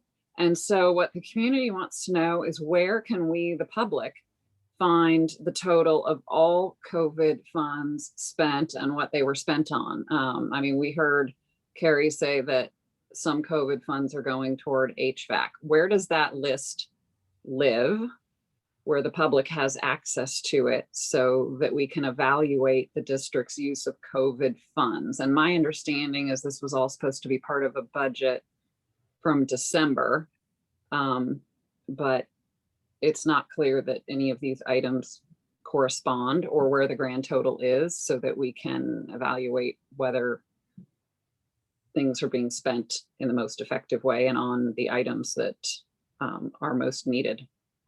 And then also, with whatever the second batch of money is coming in, that would need to be addressed the same way with full transparency. Thanks. Are there any other questions or comments from board members on this item? I'll do a roll call. Craig? Thumbs up. Jennifer? Yes. Keith? Yeah. Thumbs up. Lori? Yes. Maria? Yes. Richard? Yes. And I'm a yes, so that is 7-0. Item I2 was time-stamped for 7 o'clock. Are we allowed to start a timestamp item early? No. Yeah, you can't go early, I but believe you you can could go. do the social resolutions if you'd like. Yeah, let's do resolutions because the other items might have comment. So let's do adopt resolution number 2034. If Lori could read this one. I have to get to it. I'm sorry. I have to. No problem. Okay, I'm sorry. If you have it, No in worries. front of you, you can go ahead. I just have to switch back and forth between the public comment list and I my do. agenda. I'm sorry. No worries. I do have it in front of me, so I will Which read one are it you right looking now. for? The first one, so I'll read out Week of the Young Child, and you can do Adult Education Week, which is coming up next. Perfect. So for resolution number 2034, recognizing Week of the Young Child, now therefore be it resolved that the Santa Monica Malibu Unified School District Board of Education joins the National Association for the Education of Young Children, NAEYC, in proclaiming April 10th through the 16th, 2021, as the Week of the Young Child, and encourages residents of our community to support the needs of our young children. So do I have a motion to accept that resolution? Yes. Is that a motion, Lori, or a That was a question? motion. I'd like to move it. Motion moved by Lori, seconded by Jennifer. Roll call. Craig? Thumbs up. Jennifer? Yes. Keith? Yep. Lori? Yes. Maria? Yes. Richard? Yes. And I'm a yes. So that resolution passes. So Lori, you're going to read the next one, which is recognizing adult ed. And then Maria is going to read the one following that for Dolores Huerta. Perfect.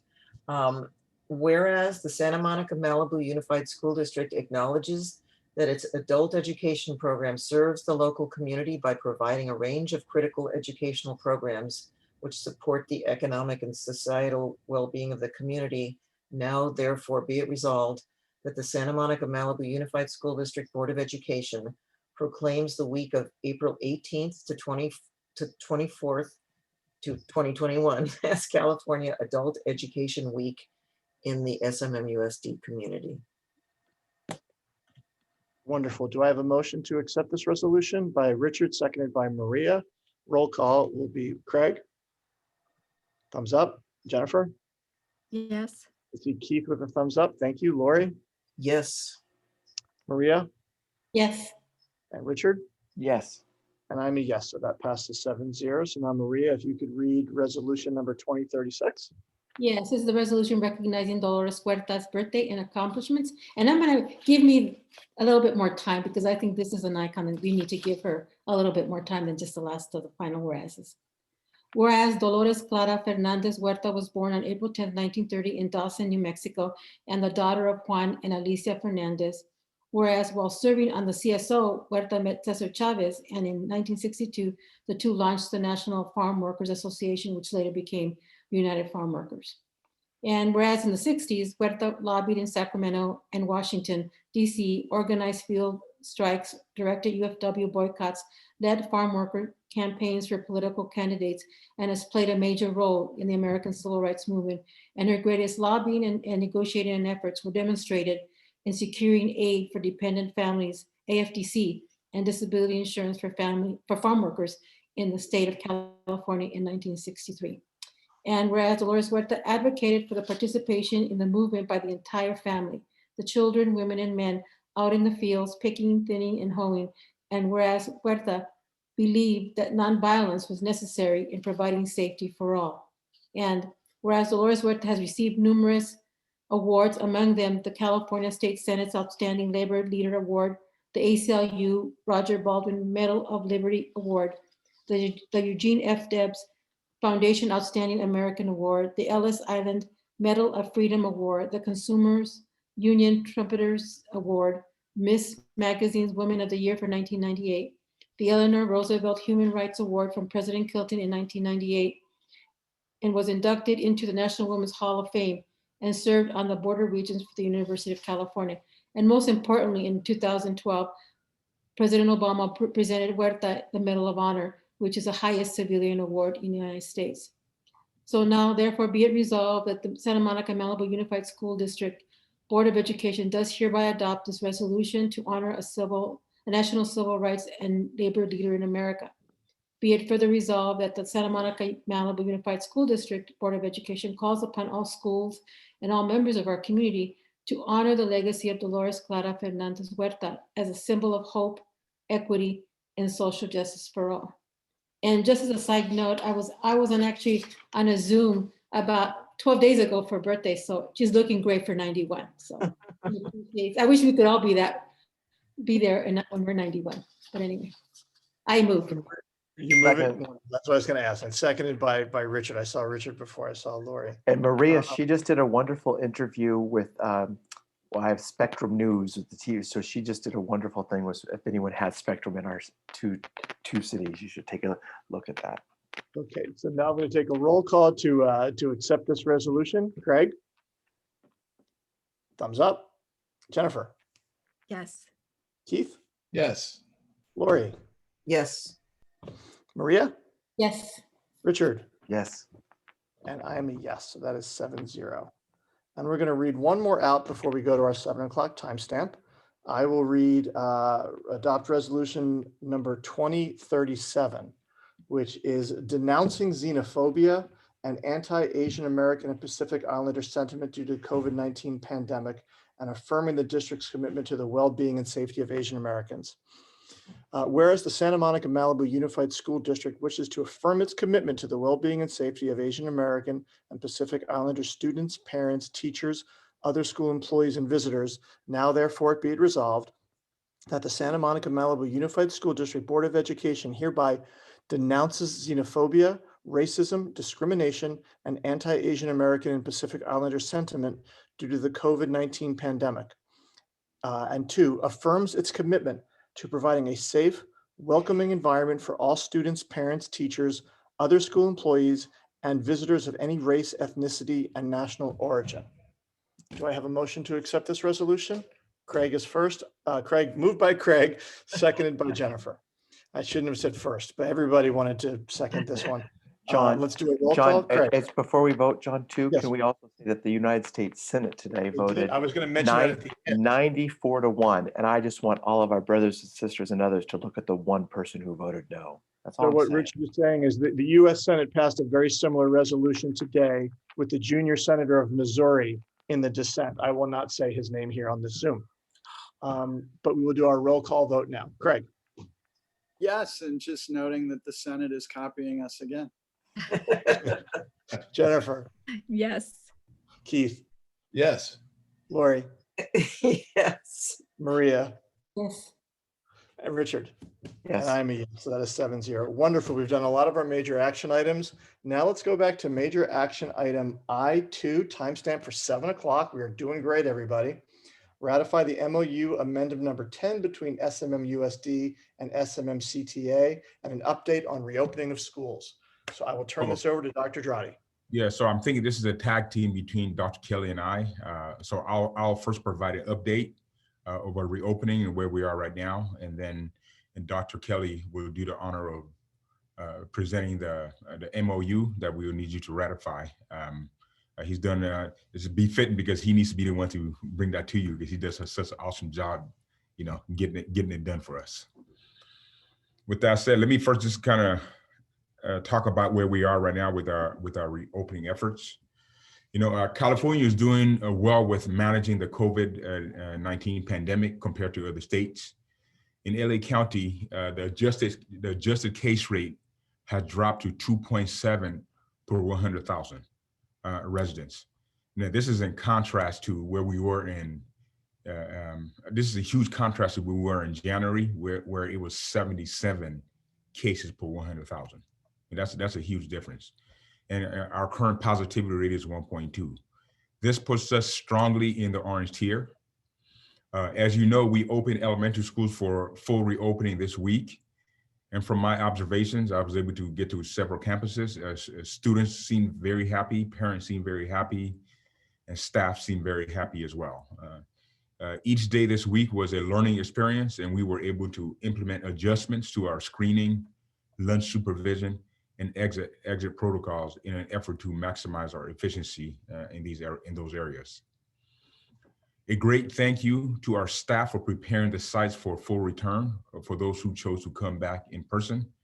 And incidentally, at the elementary school, that was about 90% of the families who chose to come back in person. The staff and admin at the sites worked tirelessly with parent volunteers all the way up to last Sunday to prepare. Thank you to our parents for paying attention to the directions given by the school administration and adhering to the protocols we conveyed out to them. Thank you to the students for adhering to our protocols as well. As I mentioned numerous times all year, it will take all of us working together to get this thing, to get it done. So I'm just glad to see that everybody's adhering to safety protocols like the face masks, being 6 feet apart and so on when they're outside, and then maintaining that 3 feet distancing in the classrooms. We are finalizing the preparation for our secondary sites as we did with elementary. And I imagine we'll be working into the weekend to prepare for the full return on Monday for those who have selected to attend in person. Again, incidentally, for 76% of our middle schoolers have chosen to come back in person. And we have about 56% of our high school respondents to the survey said they wanted to come back in person. So, so thank you to admin and staff for their work regarding this. There is after-school supervision for elementary and middle schools, and through our CDS, Boys and Girls Clubs of Malibu and Santa Monica, and the City of Santa Monica's CREST programs. There's a message I sent out last Friday. My last message I sent out actually details who to contact if you do need after-school supervision. We staffed it based on the interest of the community, but we're not getting the commitment. So right now, I'm not sure if it's because people still are getting used to coming back, or if we read wrong, but it seems as if there was so much interest in after-school supervision that people wanted it. But so we organized ourselves to get it situated, but right now we're not getting the information. So we're going to put out another message that was going to go out soon, detailing just where things are and how people will make contact about receiving those services.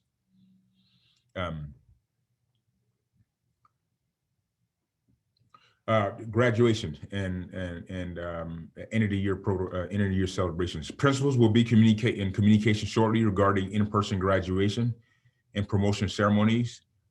We are in the process of finalizing details and submitting our safety protocols to the health department so that we are authorized to conduct promotion and graduation. Please stay tuned, but please know that we will be conducting live ceremonies, okay, live in-person ceremonies for promotion and graduation. And it won't be the same as what you're used to, what people are accustomed to. So because we have to follow some strict protocols, but you'll get that information as soon as we have it fleshed out. Now, this week, a lot of, as you know, we are educating students while transitioning, and we have had several transitions this year. And as we're doing this, we're having conversations on a regular basis with principals and site leaders and people. And one of the things that has come to surface is really as we plan for a full reopening, there's some strict rules of how we operate during the breaks, during when students are not in class, okay, and when they're eating. They have to be 6 feet apart, wearing face masks, not wearing face masks. They can be, while they're outside eating, that's the only time they authorize that they don't wear a face mask. So that's why they say that we can't eat inside. Okay, you can only eat outside because of their requirement, because they know that while you're eating, you have to not wear a face mask. That poses a problem when it's raining. All right, just imagine that poses a problem when it's raining. So after processing this situation, looking at the size of supervision during lunch, the principals have come to me and said it will be virtually impossible to manage feeding students during the rain if we can't keep them inside to eat. If we can't have them inside to eat. So with that said, it's probably not going to rain full days. We know that Monday is a half day. We will open fully for that, because we just think it's going to be like in the morning, in a drizzle in the morning, but the rest of the day should be clear. So we are going to school on Monday, but in case, let's just say 2 weeks from now is a full day worth of rain, which it's highly unlikely. The idea is that we're gonna, I'm recommending that we do distance learning on those days. or if it's some kind of a half-day thing where we know that rain comes in the afternoon or during lunch, that we can release students early to go finish their work asynchronously at home. But if there is a full day, we will not be able to feed the students and stay within the safety protocols that we're supposed to stay within. So with that, my recommendation on a rainy day schedule, we would on a full day rainy schedule, we would stay distance. And that's what they suggested, and I think I'm in full agreement with that. So if there's issues with that, board members, just let me know, but that is what I'm recommending. This year has been a roller coaster ride for our students, staff, parents, and community. Everybody has been working overtime to deal with constant changes in protocols and impact on our programs and offerings. In a normal year, we would be working on outlining our plans for the following year. This time of the year, we would have spent this whole spring focused on the next year, while simultaneously closing this year. But we're not in that situation. We're in a pandemic.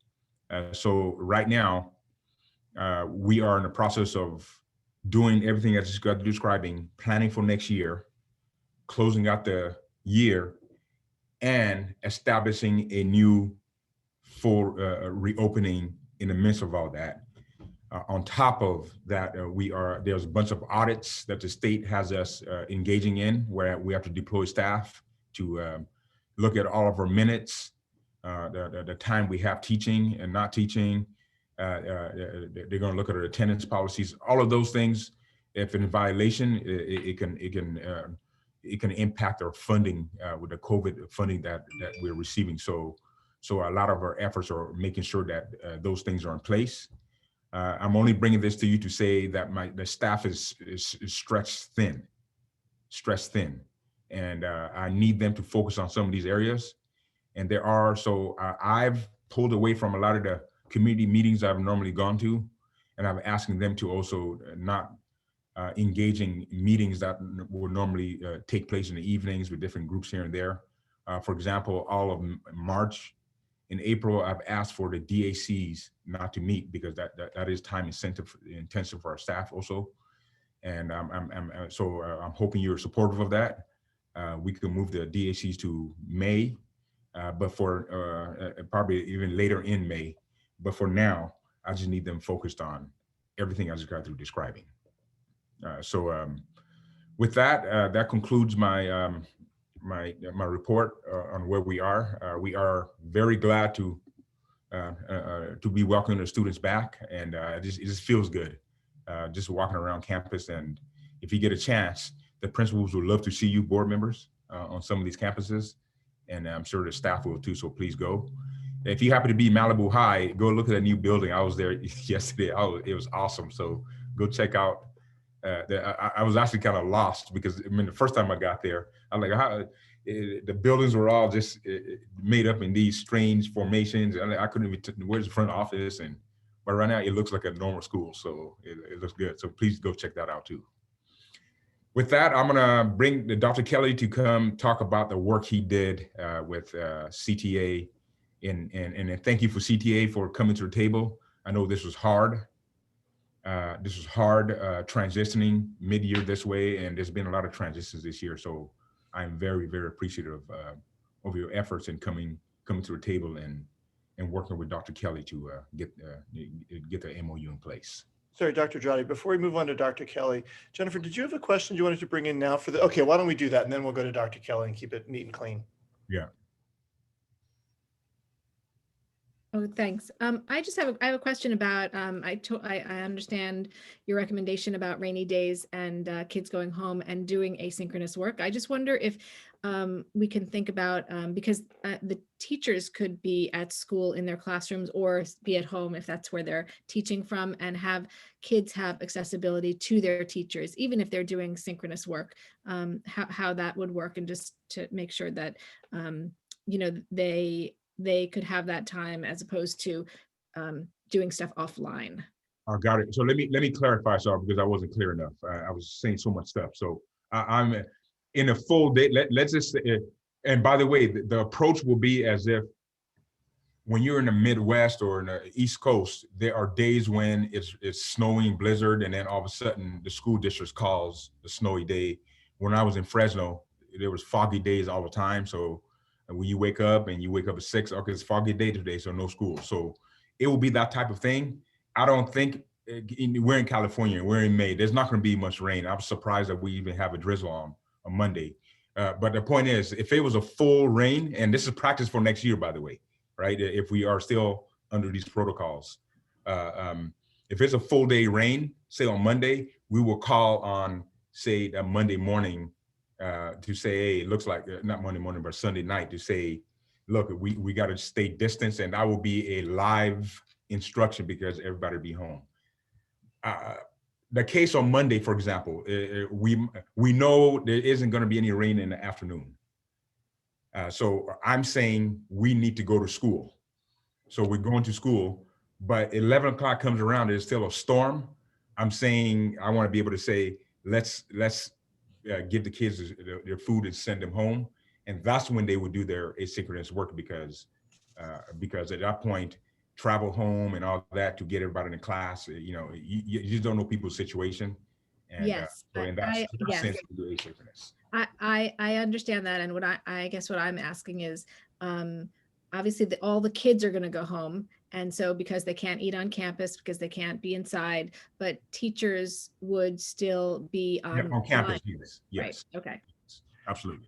So yeah, so to reinforce what I think Jennifer is saying is, if we can have some live interaction in the event of rain, which we're not going to have, but if we did, we could still find ways for some live interaction.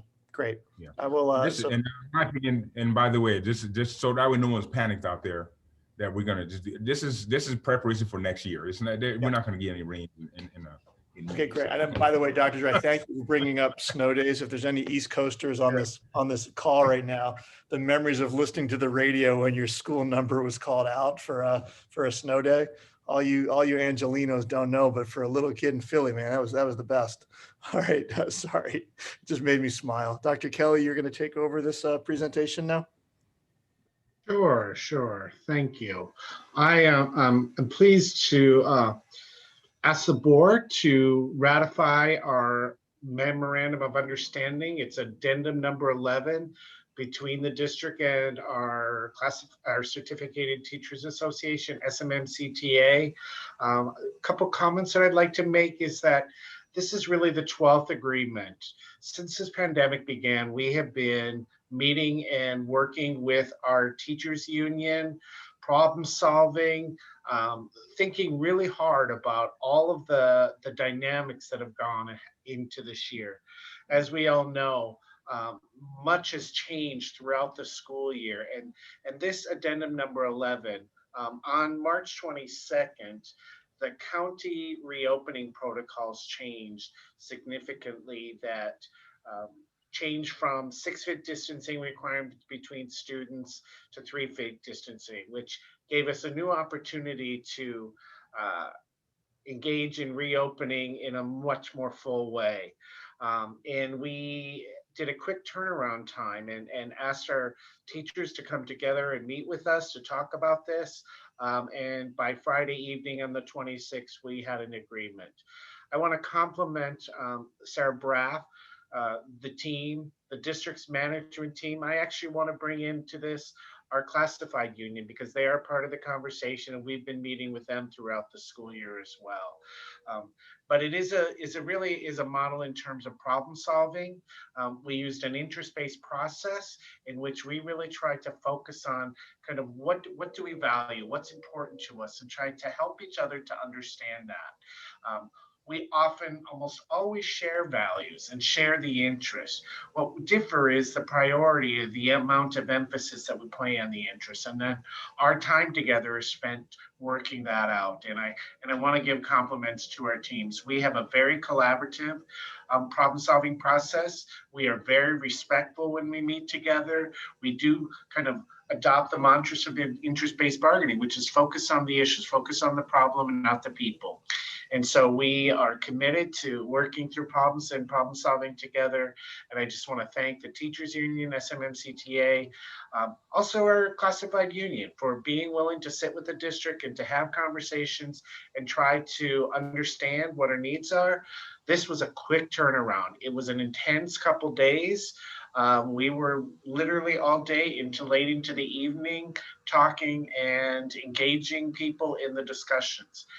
The discussions don't just necessarily aren't necessarily limited to those who are at the table, because we are often reaching out to our players, our principals, teachers, our school leadership teams, our faculty advisory committees for input as to kind of the best way forward. And so I'm happy to present this MOU for the board to ratify.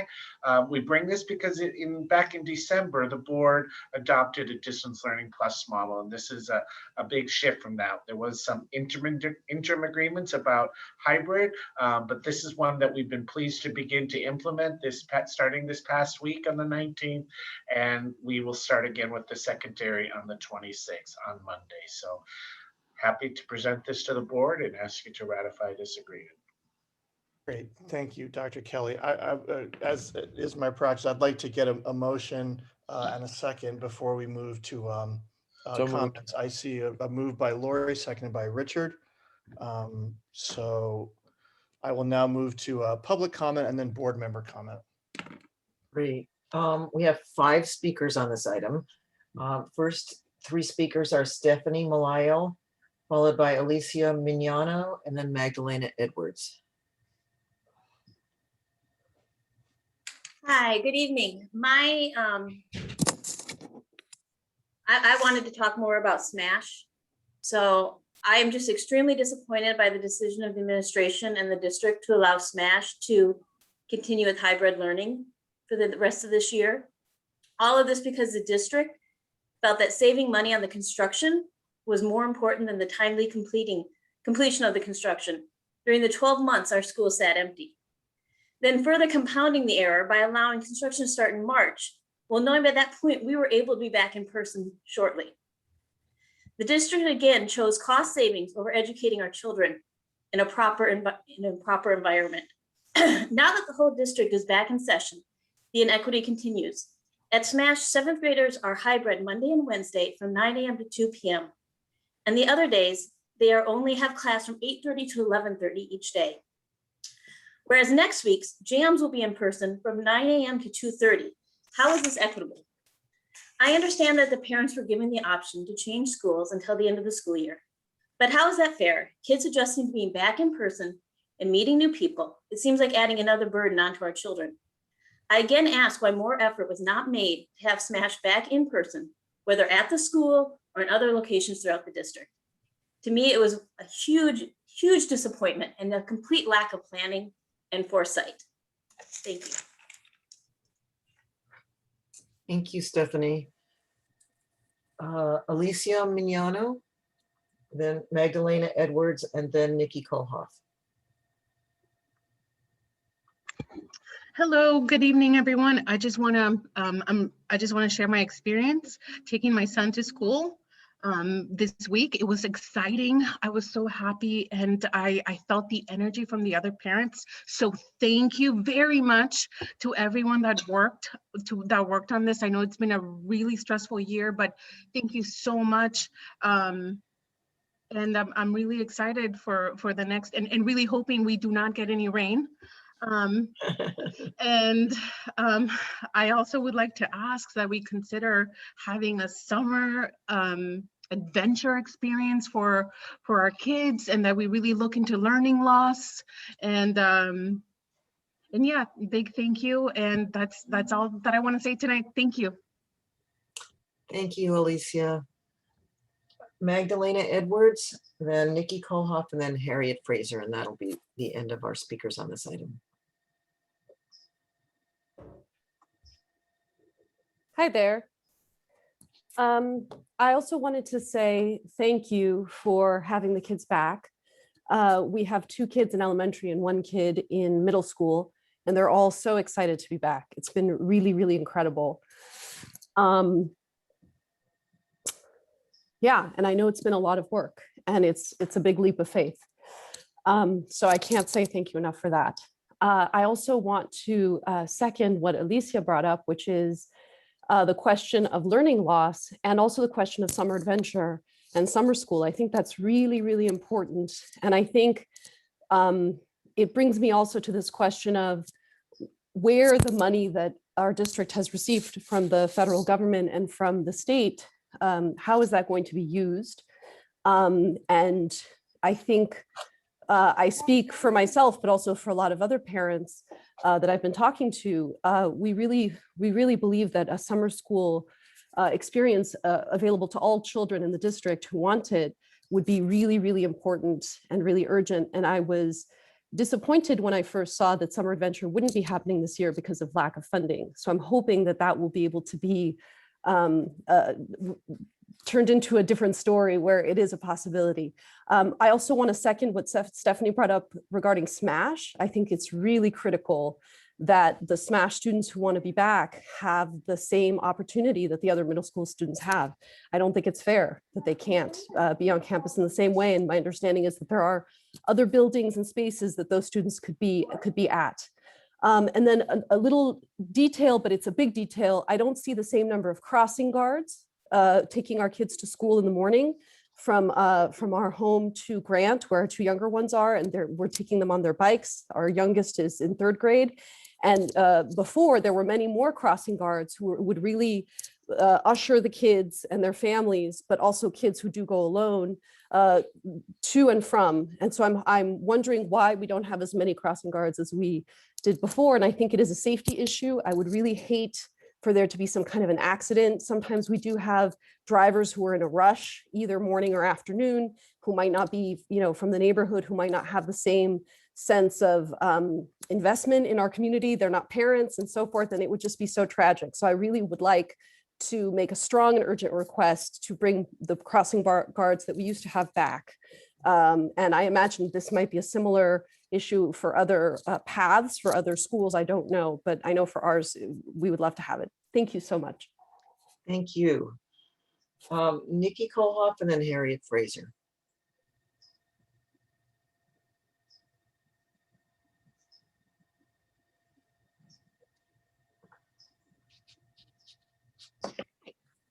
Oh, no, I am unmuted. Okay.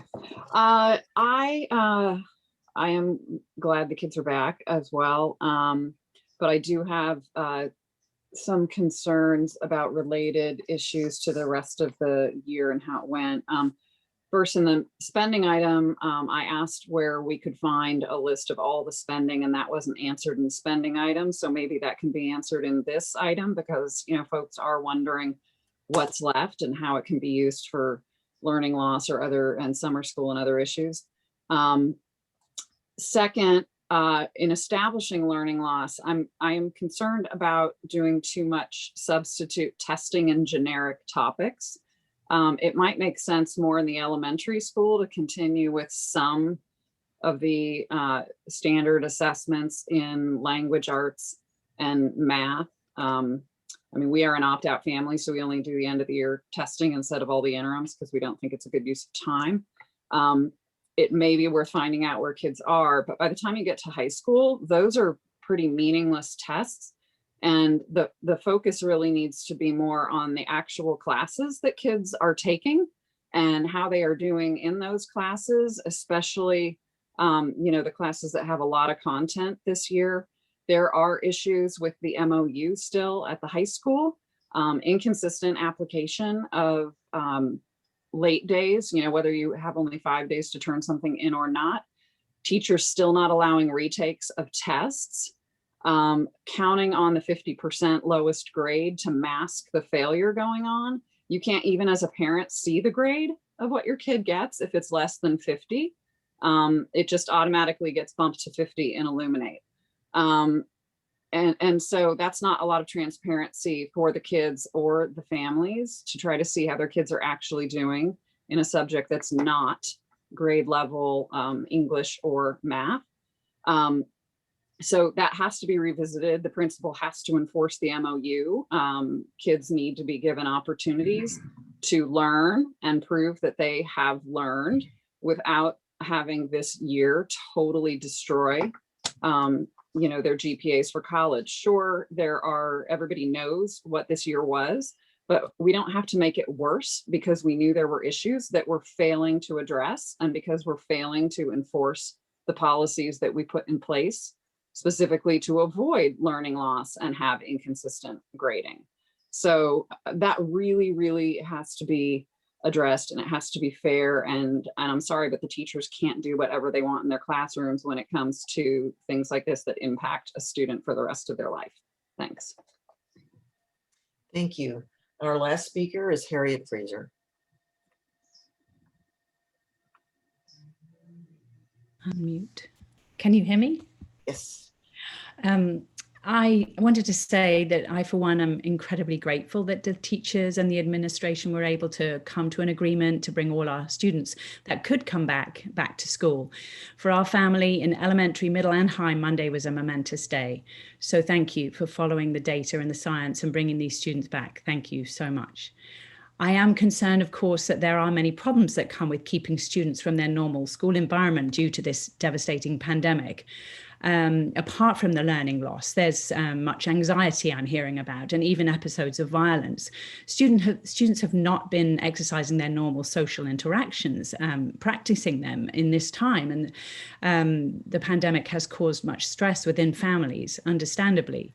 I want to press the district to spend some of these millions that they've received in COVID funding on the learning loss, obviously, but also much needed increased psychological support. I know it's hard to find staff, but I think some of these students need to be having, groups with qualified psychologists so that they can really work through some of these anxieties around social interaction, so that we don't have too many problems with them going back to school.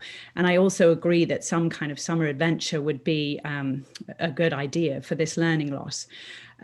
So yes, it would be good to know how we can track how that money is being spent. And I think those are two very important areas. I also support what Stephanie said about SMASH and feel upset these students are not having the same opportunities as other students in the district. And if there's anything that can be done about this at this point, I think that needs to be looked into. And lastly, I'm concerned about students at the high school. My student went back. He doesn't do well on Zoom, and I know many children don't learn well on Zoom, but he was the only student in his history class this week. So there's a problem there. I think there's a lot of apathy. There's a lot of social anxiety. I don't know, Dr. Drati, if you can do anything to get these students back to school. I know a lot of them are worried about their end of semester grades and transcripts for college, but that seems so few. And I know parents are giving them, saying, well, it's up to my child, if they want to go back or not. But I think the teachers are coming in from goodness knows where, all over the county, to teach these students and be with them. And I think it would be great to see more of them in the classroom. I don't know if there's anything you can do about that. But, I think it's, great that the teachers are back there, and I'm, if more students can support them in the classroom, then that would be great. And I think it would be great for their learning too. I know the advisors are helping and trying to persuade, but anything else can be done at the district level would be appreciated, I think, for those teachers. Thank you. Thank you, Harriet. That concludes our speakers on this item. And I'd like to John, I just want to make a suggestion, since this item is combined, the approval of the MOU, which there is a motion on the floor for, and then there is also school reopening, and there've been a number of comments, and board members may want to have comments. So if we could maybe split those, address the MOU, and then Sure. So if that's okay, since I was the maker of the motion. Let's address the MOU then. So we have a motion on the floor to approve the MOU. Are there any board member comments or questions for the approval of the MOU? Lori. So I just want to say, I want to echo what Dr. Kelly said and Dr. Drati. The immense amount of time and energy that has gone into reopening, and that is contained in the MOU, at least as the bare bones of it. needs to be recognized and appreciated. The teachers, the admin staff, M&O, everybody in this who works in this district has completely knocked themselves out. My dog is stuck in my office here. To get our schools reopened. So I think the first thing we need to do is just appreciate all of that and all the work that went into obviously getting people to agree to this MOU in a very short time and then put it into reality. So that's that's the spirit of my comments and my motion are to support the MOU and to also recognize and say this out loud to everyone, to teachers, to classified staff, to parents, to students. I think we need to recognize that we've reopened quickly. We've done an incredible job. And of course, there are going to be things that need to be fixed and that need to be worked out. Things are not perfect, but they're pretty darn good. And so what I do think we need to do is, again, as everyone keeps saying, we've been through an incredible year. People's, whether you're a child, an adult, in any seat you occupy, the tension levels and the stress levels run so high right now. And I feel like I just want to remind everyone that now that we're reopening, even Harriet's comments about mental health issues for students and readjustments, we've all got to try to take deep breaths, work together. Where there are concerns about something not being perfect yet, and I don't mean that in a pejorative way at all, things need to be reported if they're not working or they haven't come up to where they need to be. We need to all make sure that those things are attended to, and we need to, I think, try to get back to a collaborative spirit and an approach that we're all working to make this better. And I just want to make one comment, since I did do a school visit this morning. I visited Franklin this morning, and seeing the students and their teachers in their classrooms was incredibly rejuvenating. And I'm sure some of you have already been to schools, but I highly recommend it because it reminds you of why we sit here and why we're going through all this. Even though all these kids were masked and socially distant, they were bright-eyed and happy to be there.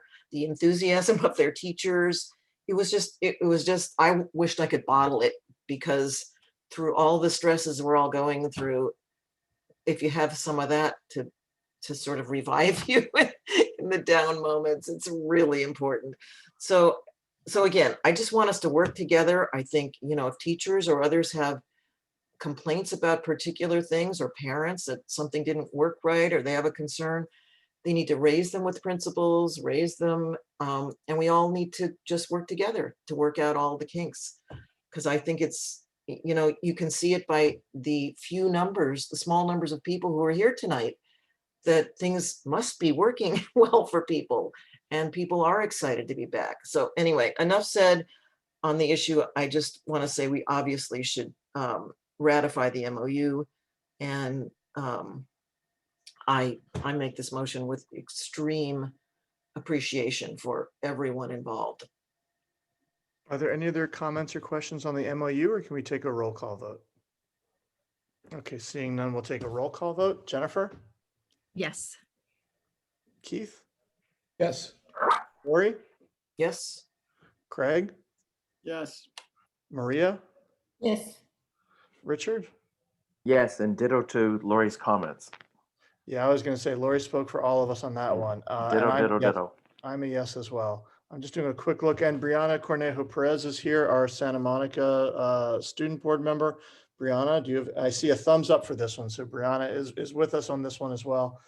Thank you all for that work on this, which brings us now to discussion of the reopening. I know Jennifer had her hand up. I'm just going to share this, not for sympathy's sake, but just if you see me out of frame, I did something to my back and I am really uncomfortable. So I've been lying down and moving. So if you don't see me, I am still here. No panic. So we have Jennifer, then Richard, And then I think Dr. Drotti was going to address the situation at Smash, and then Lori. So that's the next 4 speakers. Thank you. Yes, I was just wondering if we could get a little more information on summer school. I know it's in the works, and I've heard it all over in a lot of meetings I've been in that it's coming. I just also wanted to clarify, as the former PTA Council president who worked with the Education Foundation on providing summer adventure, it is a separate entity from the district. It is not run by the district, and I just want people to be aware of that separation. And I know that they struggle. They start this process, and so for somebody who's also been the elementary or the registration person and the elementary school on-site person during summer adventure, they start this process in December to start to open, and they I don't know exactly all the struggles they went through in trying to figure out if they could bring that to our families. I do know that it feels devastating to them that they can't support the families at this time and had decided not to run. So I just wanted to mention that, and just and I know summer school programs are coming. We don't have a platform or a framework of it yet that I understand. Yeah, we're going to bring it to it at the next, I believe it's our next board meeting. May 6th board meeting. Dr. Moore is going to be presenting the data, and then she will also be segueing into a little bit about what our summer program will look like. And to the financial side, we have set aside stimulus funds for the summer program, but that will all come on May 6th. Richard, Ben, and Lori. John, thank you. Thank you, Jen, for your comments. And so just a couple of things. One, I'm really happy to hear that, John, that May 6th will be the day that we'll be able to really, right, is that what you're saying? We'll dive in about summer programming, some attention for learning loss. I think that our entire board, our entire district should, as soon as we're fully reopened and we have our sea legs, we should be focusing on that. So I'm glad to hear that. Thumbs up. 2, I just wanted to share an anecdote because I know that I have a senior. I think many people know that. And my son had intended to go back to school. And then he tells me now he's kind of doesn't want to go back. He's like nervous. So I think that there's something real happening with the anxiety about going back. And so I don't know what Dr. Jardy could do about that. I'm not asking you to do anything about pushing kids along. I'm just going to say to Harriet and other family members, community members, that I think we're all working through this together. And I was taken a little bit by surprise at how my kid, who was like, I want to go back, I want to go back, I want to go back. And then he's a little bit nervous. It was very interesting. So we're working through that as a family, and I suspect many families in the community are doing the same thing. So I just wanted to share that as an anecdote. Secondly, Dr. Jardy, thank you for mentioning that about graduation. Also very self-interested here. I have a senior, as I just said. Craig has a senior also with these graduating students, and like those before us, and of course, Jen as well. There's 3 of us with graduating seniors. I didn't forget anybody, did I? Maybe somebody has a kid I don't know about. But the sooner we could, and people are asking me about the programs, and so I know that it'll be different for Malibu than it is for Samo High as for Olympic, but no pressure, Dr. Jardy. But I'm teasing, right, of course, but it'd be nice to know, like, because I think families are wondering how many tickets they'll have and all that kind of stuff if it is in person. But who knows, maybe my kid won't want to go to that either. I don't know if it's in person. So I'll leave it at that. And thank you, Dr. Kelly, who was very kind to me today to kind of talk me off a cliff with regards to graduation. I just want to say thank you to Dr. Jardy, your entire staff, because we don't know all of what you've been doing. And I thought about Austin Butner last night, Dr. Jardy, when I was listening to KCRW and his leaving of LAUSD. And he said that he was working 14-hour days, 7 days a week, and that had been going on since before the pandemic. And I thought, well, Dr. Jardy's got you beat. It's 15 or 16 hours a day. You know, we have an 8th day of the week. And so, and that's your entire staff. And we know that. And it was no easy task to do what you and the team has done. And it's been so many people engaged to make sure that we could get to that place to where the families who really wanted their children to get back to school could get back to school on campus. And forgive my misspeaking. They've always been we've been at school, but back on campus is what I mean to say. I'm incredible gratitude from one parent here, and as a board member to you and your staff, and to all of the parents and the staff who've been so incredibly committed to working through the challenges. I'm only hoping that better days are coming for us, and I relish the news that we heard that California has the lowest infection rate of any place in the continental United States, and I'm hoping that we can keep that up. Yep. Thank Good. you. Thank you, Dr. Dradi. Dr. Dradi, I had you on the list. I was going to see if you could do a little bit to address the situation in Yes. Smash. I know it's not ideal for anybody, but maybe you could frame the issue a little bit so people who are Absolutely. hearing it for the first time have a better understanding. Absolutely. Let me just touch on the graduation piece because I know people are probably anxious about that. So we made some huge decisions about the days based on the protocols and all that. So we're working on some details, but the principals will probably start communicating that next week to the families. But to go out early enough, they'll be faced with all kinds of questions they may not have answers to. So they are addressing those now. But I believe next week they'll be more poised to provide information to the families. And yeah, you're lucky. Remember, my son graduated last year. My last one graduated last year, and it was sad not seeing him graduate with his friends. So doing this for you guys and the rest of the families, I think is an honor. So that's good. In terms of Smash, that was a complicated situation, and I think some comments that I've heard, not necessarily today and other times, just about that issue, and I've been heavily engaged with what's happening with Jessica Reich and some of the parents. But for those of you that are thinking that we had an idea, the whole nation had an idea that we can actually come back full with 3-foot distancing this year, is heavily mistaken.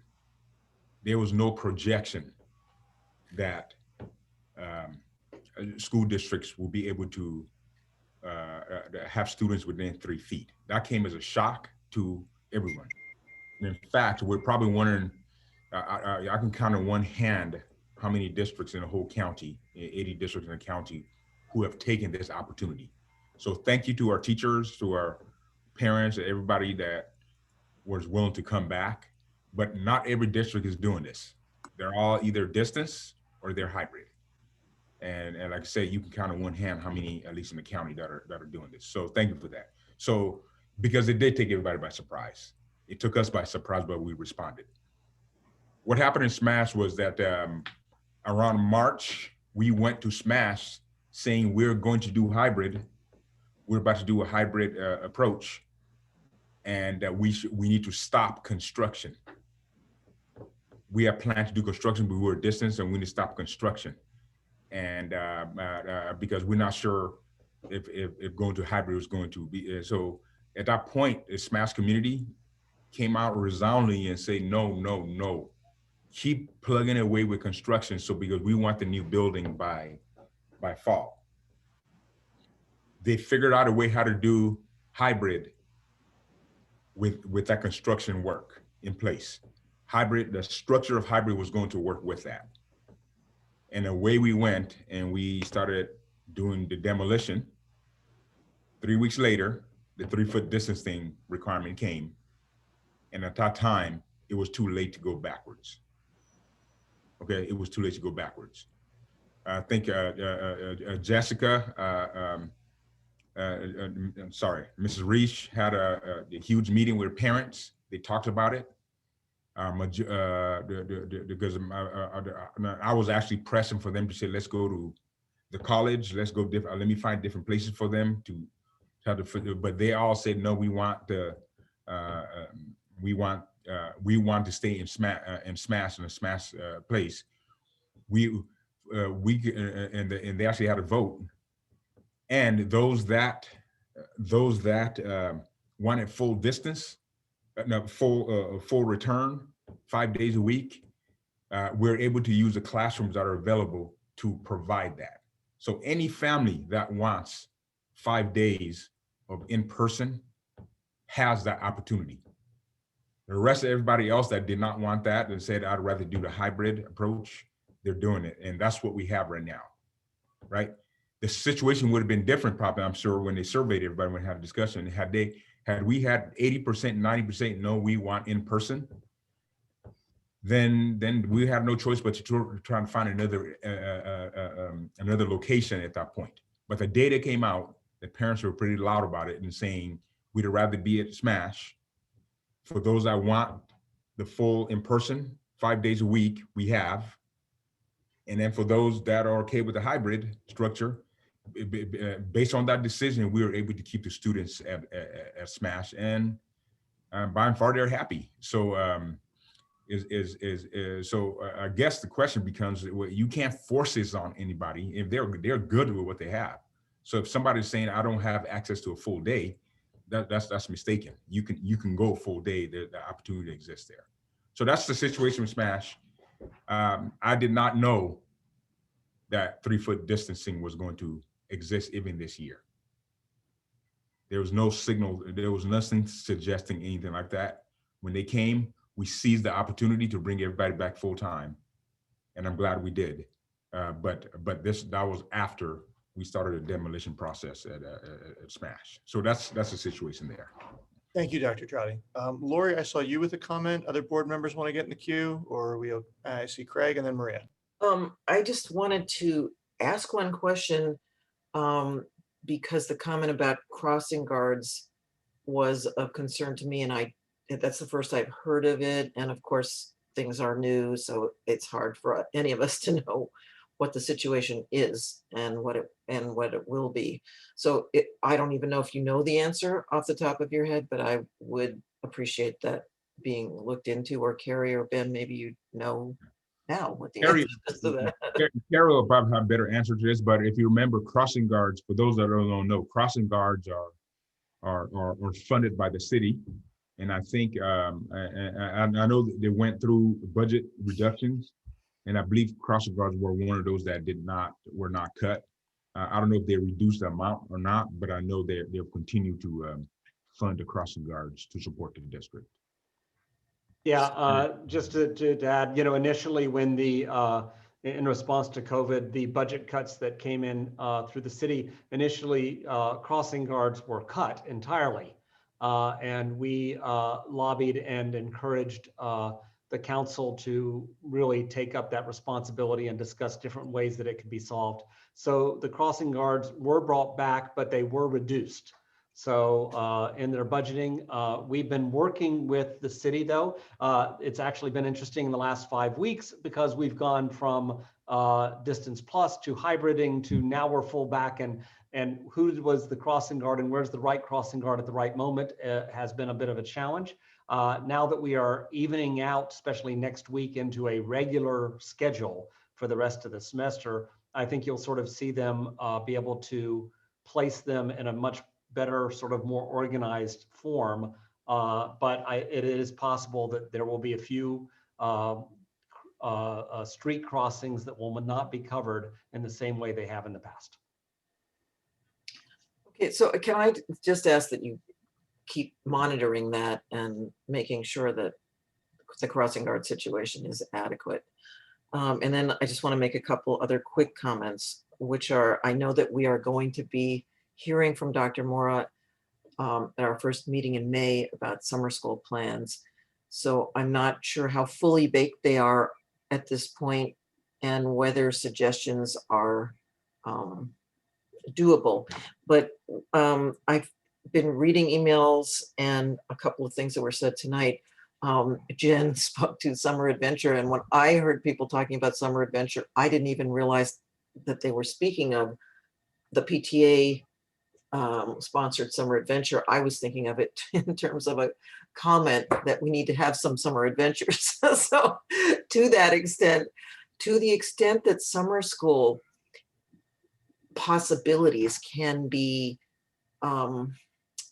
more, I don't know what word to use, but more creative or structured in different ways than traditional summer school, given the, not just the learning loss, but the sort of lack of social interaction and all that that's meant for the loss of that has been experienced by kids. If there are ways to look at I don't know, a range of different summer options. I don't know whether we're capable of offering those ourselves, or we need to look to outside partners and recommend some of those to families. But the ideas that I've heard that I'm hoping you can maybe think about are in the academic vein, sort of maybe rather than 6-week programs, maybe short 1 week or 2-week intensive academy-like experiences. I've heard people wanting to just have sort of fun and secondarily learning experiences where kids can just be together. Again, we do have a budget, we do have limitations, and I know that there are many exhausted teachers who are not going to be up for full-on summer school. So I was thinking that maybe some of them would be more interested if it were a 1 week or a 2 week or a more limited experiences. So I know that's a lot to throw at you, and I know you've been working hard on it, and that we don't know the half of what you've already been working on. I just kind of wanted to put those ideas out there so that maybe you can think about them, address them, tell me or tell us what is and isn't viable at this point. And I guess that's what I wanted to say. So thank you. Craig and then Maria. Yeah, so I just want to very briefly add my thanks to everybody else's thanks to the teachers in particular who have adapted through this crisis, built things, thrown it out to build a new thing, then threw that out to build a new thing, kept their sense of humor, love of the kids, kept it all going. Without the teachers, there would be no school district and no schools. And this has been an incredibly demanding year, and they have shown through like the true professionals they are. And you know, I know we're all deeply grateful, and I certainly personally am. I wanted to, in addition to that, sort of raise awareness, because as we move back to, I'll say, normal school, it's really important that we continue to look for the hot spots of people who, for whatever reason, are not moving as quickly or not capable of moving as quickly toward normal school. So when we talk about summer school, I think that we also need to consider a DL component to summer school too, because there will be kids with learning loss who are, for whatever reason, not able to come back. And I very much want to make sure that we don't leave anybody behind. And, you know, the bulk of those kids are not coming back for, you know, important reasons, but all of them have a right to be where they are, and we've got to service them. Likewise, you know, in some ways, the elementary DL kids right now are the ones who are least benefiting from the return to school.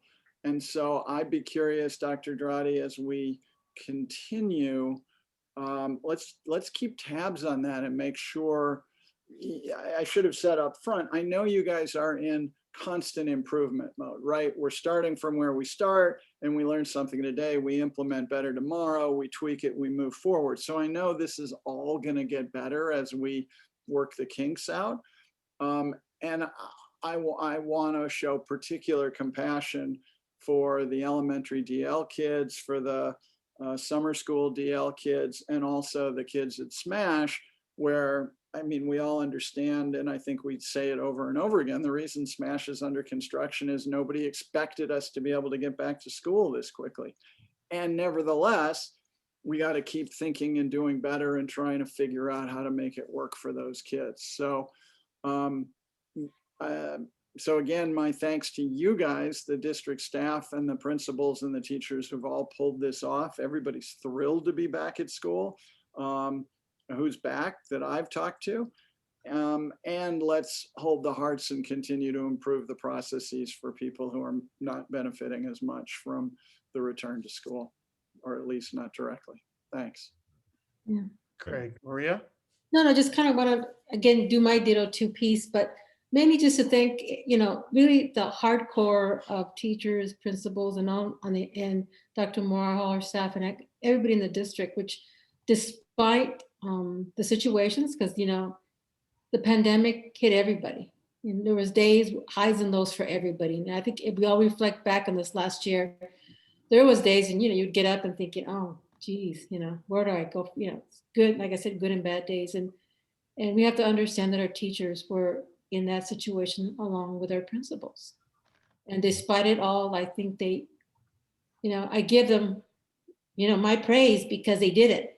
They were able to make all those different transitions, which is so difficult. And sometimes our human side of us was sometimes met with, teachers met with very impatient families and so forth, but we got past all that. We're going to go through another transition as hopefully the expectation is now we're going to go into probably yellow, and that whole, and probably in June, we're thinking of opening up further, and that it'll open up more. I think we'll have better ideas in terms of how our graduation will be in June, as I think everything gets better direction in terms of everything opening a lot more between now and even like June 1st or between now and graduation days. But I want to thank, everybody. I think we just need to make sure that we can stay clear and that everybody remember that we're part of a big family here. And then unless we're supportive of each other and understand that we're all human and we're all moving forward for something positive, that we're all here. And I'm sure that the teachers, even for those that are doing distance learning for some of our kids, are going to keep an extra eye on our kids. I think we all are. I think we're all are going to have an extra eye for all our kids, and so that we not forget it. But please don't ever forget that we do have that human side. We are human, so that we need to just make sure that we have the patience and just the understanding that we're moving forward. And I look forward to August when we come back in the semester.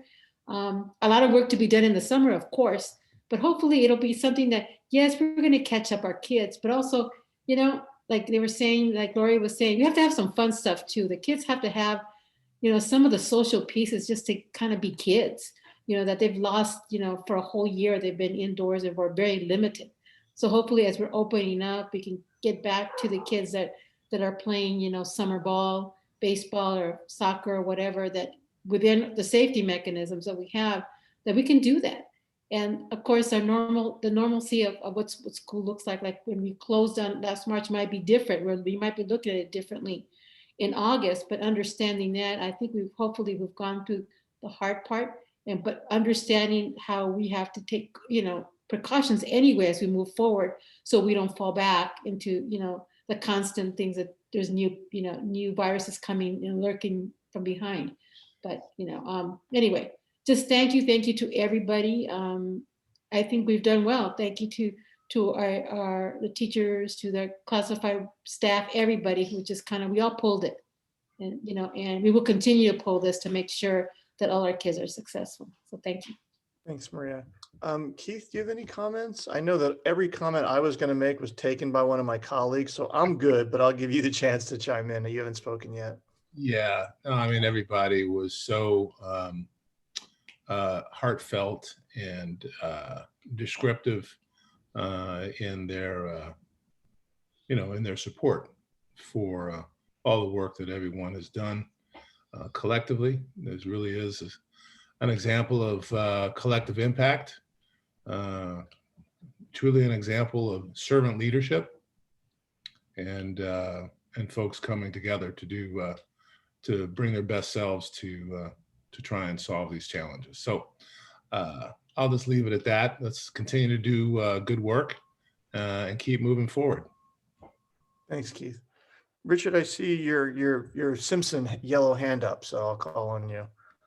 Thank you very much. I just want to say that I hope that the school board can open up soon too, where we are meeting in person. And so as we get to this yellow tier, I really would like to advocate for our being in person, those of us who are comfortable. And I look forward, maybe May 6th, we could be having an in-person meeting. Dr. Drady, would you be able to think about that. Yeah, we can actually do it now since we're all vaccinated and all that. It really has to do with the attendees, the people attending. So that's the piece. They wouldn't be able to attend unless they're vaccinated themselves. I think is that But we correct? but we could do Zoom in the room too, right? Where the board could be together and then people could be at home. There's Richard, some technical Richard, aspects. We're looking into it. yeah. Let's have this. This is definitely a goal for all of us. I think we all do better working we're together. So let's make this a goal to let staff is working on it. They will continue to work on it to do it safely and efficiently and effectively. Thanks. Are there any other comments on this, or can we move on to our next? Oh, hi Willow. Any other comments, or should we move on to our next item, which would be the Measure R public hearing? So seeing no other comments, let's move on to item. Actually, I forgive me. What I'd like to do is we skipped something in our agenda, which was the Samuel High student report. And I'd like to get students a chance to speak earlier in case they have homework or other things to do. So with your understanding, I would like to ask Brianna Cornejo Perez to do the Samuel High report if she has one for tonight. If she's still with us. I thought she was. Hi, I'm still here. Am I allowed to just give a brief report on what it was like from a student perspective coming back to school? Please, that's what we want to hear. Okay, perfect. Let's see. Sorry, can you see me? Okay. So hi, members of the board and community members. It's a pleasure to be here. Thankfully, I had the privilege of attending our hybrid schedule at Santa Monica High School. And I was thrilled to be there and see all of my teachers for the first time in person. So it was nice. The average class size was pretty small, around like 6 students, but it made it specialized and helped with a lot of the anxieties many of us had with returning to a classroom that could have been filled. So we appreciated the connections that we were able to make in our classes and the one-on-one instruction we could have between classes and just making new friends and having those interactions that we've missed for the past year. So it was great to do that, as well as during lunch times. I appreciated how spaced out everything is, and I've gotten great feedback from other students as well. It felt really safe during lunch, and I know that was a concern, especially that we wouldn't have our masks during that time, but it was spread out. And you were able to feel safe when walking in the hallways, as well as going to the bathroom or attending lunch. So I do applaud all of the staff and administration who worked so hard with the planning of reopening, and I look forward to attending next week as our other students. Thank you. Thanks, Brianna. Before you go away, just a point of privilege. So you are a senior, you are graduating. And I know you had a lot of positive emails coming to you this month. So can you share with your fellow colleagues on the board some of the universities that are recruiting you?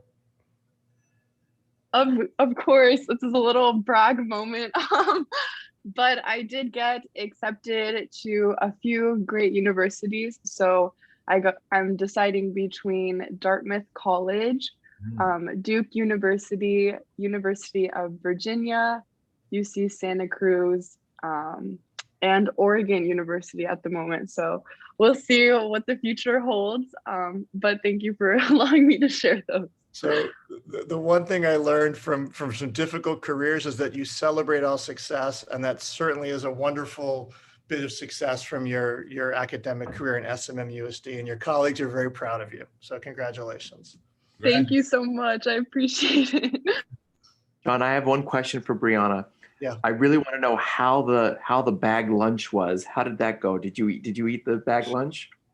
I did. It was so exciting because there's vegetarian options, because I'm usually a picky eater. So it was great. They had different options. You could get like salads, parfaits, chicken sandwiches. Like I was really surprised at how many options we were able to have. Great. So it worked out great.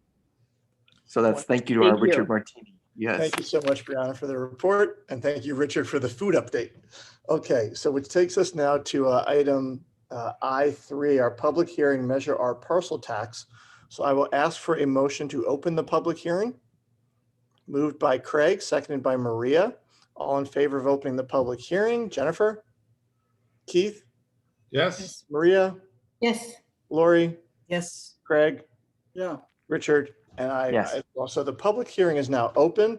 Board Vice President Lieberman, do we have members of the public who wish to address the board on this? 2 speakers, Right. Nikki Kohlhoff and Lydia Marraro.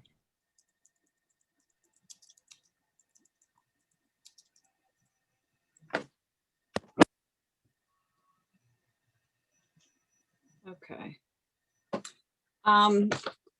So this is supposed to be the public hearing that, according to the parcel tax. Oh, also for everybody who's watching, there's another bite at the public comment apple in item M, because since it got moved up, a lot of people didn't realize that it happened so early and did get a chance to join and say what they wanted to say. So I don't know if folks are still here, but that's what I've been hearing. Anyway, back to parcel tax. This is supposed to assess the continuing need for the tax revenues resulting from the measure. And it's supposed to present a consideration of the costs of programs to which these revenues have been dedicated.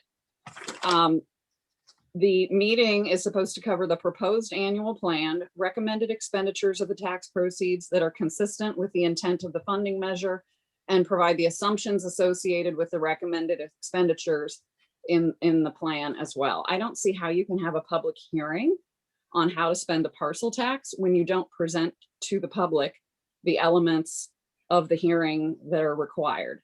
So we have an attached plan, which is just a list of expenditures, but there is no description of what programs are intended to be covered by the tax, and then how these particular items support those programs. So this is a non-compliant hearing. Second of all, the tax has to be used for certain purposes. Reduced class size and retaining qualified teachers, protecting excellence in math, science, technology, arts, music, reading, and sustaining libraries. And it can also be athletics. And some of the items here just don't do that. Community services and technology are 2 items in question. Community services is for Barnum Hall Tech. I don't know if that's necessarily, if it's all related to kids, then fine, but if it has anything to do with rental, it shouldn't be here. There's a lot of money spent on ISPE packets. As we pointed out in the past, that's a total waste because the packets are unnecessary. And you could pick up what, like $60,000 in expenses if you weren't hiring teachers to make PE packets that nobody wants to do and that are a waste of time. Also, there's a lot of benefits in here that seem to be really high numbers compared to the number of staff that are part of the proposal. And so that we need to know that the people covered are the same people that the benefits go with. And then finally, there's a whole technology section of $2.7 million. The technology part of Measure R is STEM. It's not district infrastructure, so this should not be covered by Measure R. Finally, you don't have an independent oversight. You've assigned that role to FOC, but it's supposed to be its own independent oversight of folks under the statute who review this plan every year. And that is not happening either. So you really can't approve this. Well, this isn't approval, this is public hearing. But it really time is doesn't up. affect the law. Thanks. Thank you. Thank you, Nikki. Lydia Marraro. All right, for the last time of the evening. A lot of the things that Ms. Kohlhoff mentioned, I totally agree with and support. I see there's no plan. For example, when I look at mariachi, I see a plan, and it shows me that you guys know how to make a plan. Mariachi is born in elementary, and then we add some money each year to then have it in middle school, and then add more money to have it in high school, and it's a whole program, and it totally makes sense. So this shows me that you really know. This, what looks like here, is that you just throw in a bunch of numbers and make sure that it's somewhat covered by the law. There is definitely a discrepancy between the size of the benefits and the size of the salaries. The benefits are adding up anywhere between 43 to 48%, which I don't think we are. I mean, in France, that would make sense, but in America, not really. I don't know for sure, but I'd like to know. You have here the Measure R exemption processing cost that has tripled. I'm not too sure why it costs $12,000 to process Measure R. unless we suddenly have like a massive amount of population that has become to be seniors. The last part is that, as I emailed you earlier, the outline of what the maintenance agreement is for $720,000 is not attached to the document that you put in the agenda, but it was attached to the FOC agenda packet.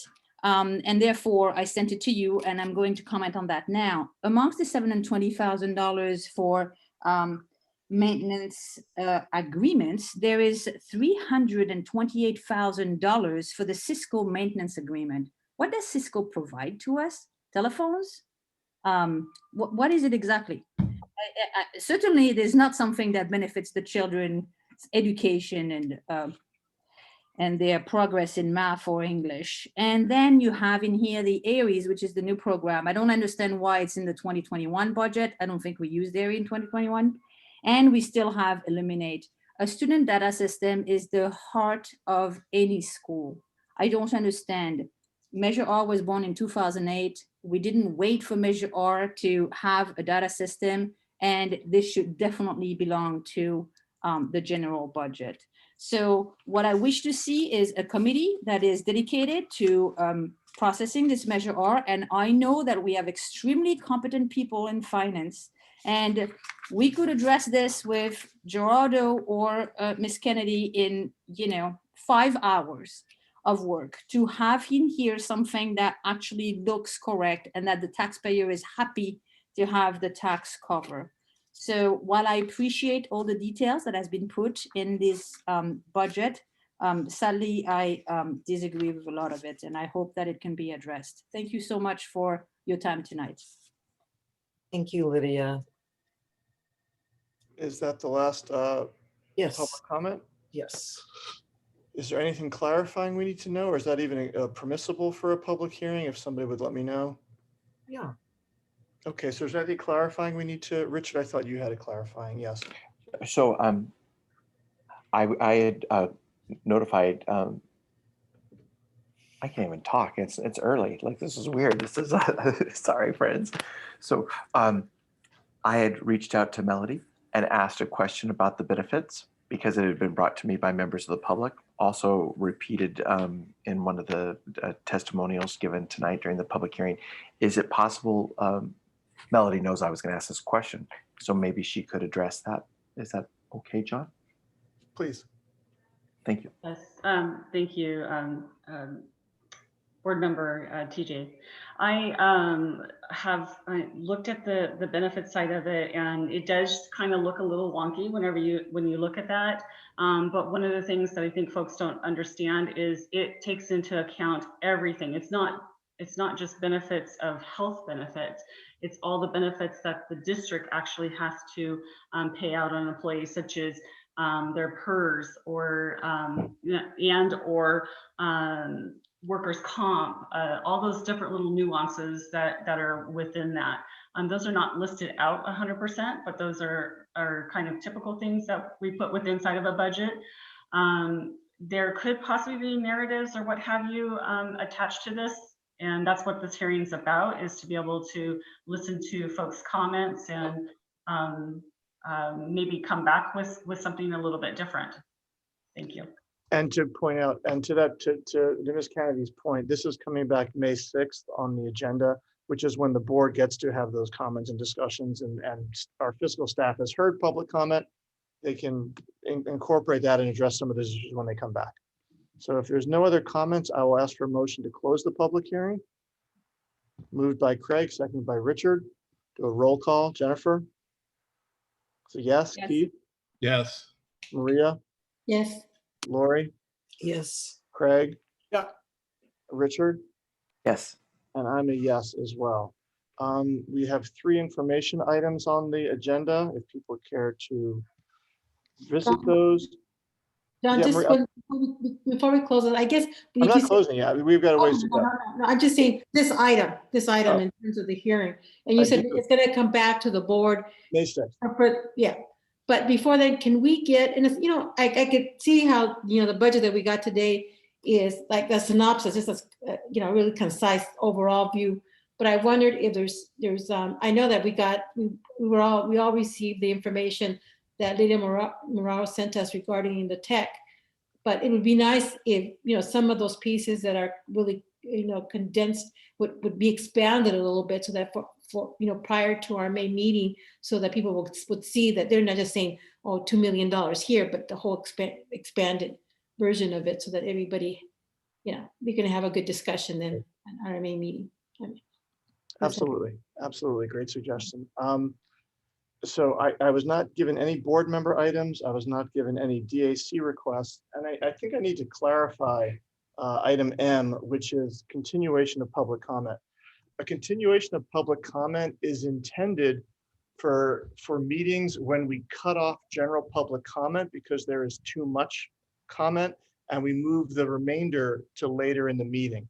That's the purpose of it. It's not the opportunity for a second general public comment, nor is it the opportunity to come in and make a public comment if you have signed up late to speak. It is solely used to accommodate.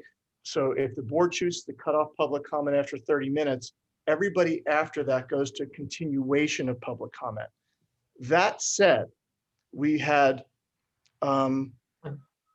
two general comments who did sign up later. And if the board is amenable to it, I would allow these two people to have 1 minute each to address the board. Well, one of them, I know who that I is. see two people who signed up, which is Kat Blandino and Amir Torkamani, who. Oh, Amir signed up while we were, I don't know, somewhere deep into item 1.2. Okay. He didn't sign up for, if you want to convert his to public comment. My theory is it's like, instead of spending 2 minutes talking about it, I'd rather give them each 1 minute to address if my colleagues are fine with that. Well, then there's a third one. If you're going to do that, then there's a third one. Who's the third one? I didn't see that. Carl Osterloff, who said he wanted to talk about smash reopening, which also would have been incorporated in 1.2. Okay, this is a short meeting, so I would say, why don't we give each of these speakers 1 minute? Can we say we're doing it without prejudice to further future decisions on this subject? Because we don't want to create a precedent, but I do think listening to the public whenever, however we can is a good thing to do. Grant, yeah, point taken. Hopefully now we're explaining what this continuation of public comment is truly intended for. It's not meant for a second nibble at the apple. It is meant for when we have to move things forward. But this is a shorter meeting. I appreciate everybody giving these members of the public 1 minute each. Absolutely. All good? Everyone good? So we have 3 speakers. Each of you will have 1 minute. Kat Blandino, then Amir Torkamani, and Carl Osterloff.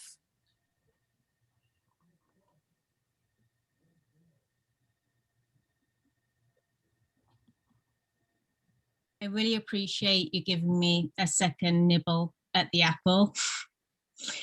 The first time I was dealing with my kindergartner who had an amazing, nearly first whole week at kindergarten. Dr. Drati sent out an email earlier this week, and it was really heartwarming of how important kindergarten is for the start of school. I really appreciated that. My kindergartner really appreciates it. My 4th grader is so happy. Like, it's been so hard to get him outside and physical and like off the screen, and he's been playing soccer and football, and he's like the rapper Humpty Dumpty in his theater class. So I truly want to thank everyone for the enormous amount of hours that you've put in to what has been like an unbelievable year and a real fast ramping up in the last few weeks. The speaker's time is up. Thank you so much. Can I ask a clarifying question about the rapper Humpty Dumpty? No, you may not. Loud. Yes. We have a rapper Humpty Dumpty. Do the Humpty Hump. And send it to the board. I will teach you later, board member Foster. I appreciate Thank it. you, I Ms. had Cunningham. more, but I appreciate what Thanks. you've given me. Thank you very much. Thank you. Thank you Thank very much. Amir Torkamani, if you're still here, I can't see you, but Sarah, maybe you can. I don't see him. He was here. He was here earlier. I don't see him now. Yeah. Who else was it? And then Carl Osterloff.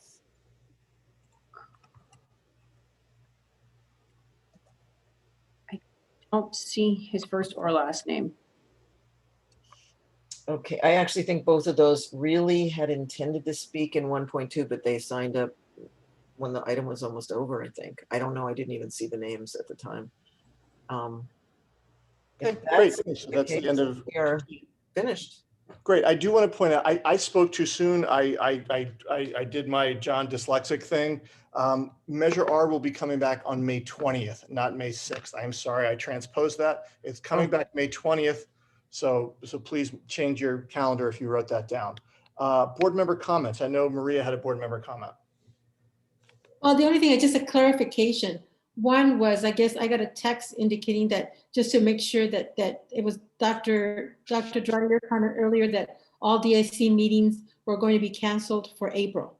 Yeah, I'll say for April. That was what I'm recommending. Obviously, it's DACs are board, the district advisory committee, so you have to authorize it. Say okay, but what I'm saying is, I would rather have my staff focusing on all those things I detailed earlier. And, So the meetings can continue even though we might not have staff, but.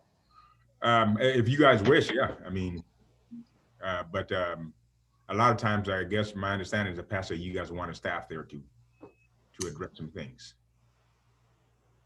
Thank you. Richard? And then Craig. So this is interesting. What I want to do, now I'm just thinking about what Maria just asked too. And we can't, this isn't a discussion item, so we can't really talk about it.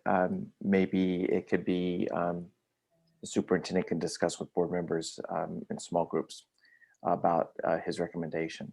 The thing I wanted to strike that, John, my comment at this very early meeting, which has thrown me off, is that I'm going to start office hours as a board member. And so I checked with Dr. Drati and with Sarah, and I'm going to be doing Wednesday. I probably will do what I always do, sit there by myself like I do when I'm a professor, but I'm going to do office hours as a board member, and I'll be posting those, or being asked for those to be posted on our website. I'm going to do 90 minutes per week. I just wanted to share that.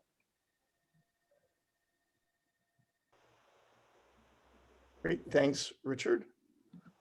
Craig? Two things from me.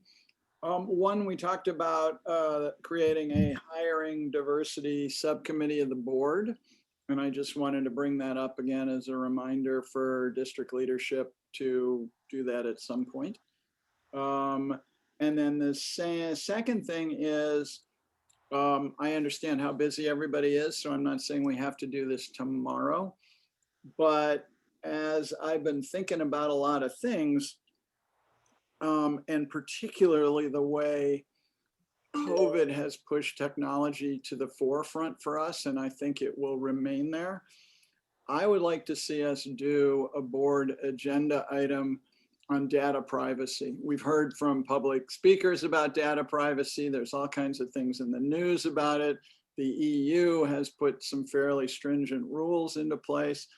And I would love to see us look at our data privacy policy. And I would actually like to see it not just come from staff. I'd like us to hear from data privacy advocates and, sort of two sides, and work on this in a kind of open-minded way, because I think the future is changing pretty rapidly. So I'd like us to dig into it, because we're, I think, a soft target. I'd be happy to discuss it more as we get closer to having that agenda item, but I would like to put that in the queue of things that we should be talking about from a policy point of view. Perfect. Thank you, Craig. Any other board member comments? I would like to point out that on May 1st, the Santa Monica Education Foundation has its wine auction. I'm hoping I got that date right as well, but I'm pretty sure I did. May 1st, May Day, Bolshevik Revolution. Also the wine auction. But if you haven't signed up for the wine auction, virtually, it can still be a lot of fun because you don't have to drive. So it's wonderful. So please support Santa Monica Ed Foundation in the wine auction. Seeing no other public board member comments, I will move to adjourn the meeting. See you all. Next week, we have a special board meeting on April 29th. Among other things, we'll be talking about our facilities and facility improvement projects. So we'll see you all in 1 week. Stay safe, stay happy. Bye. Thank you. Great, thank you, everybody. Thank you.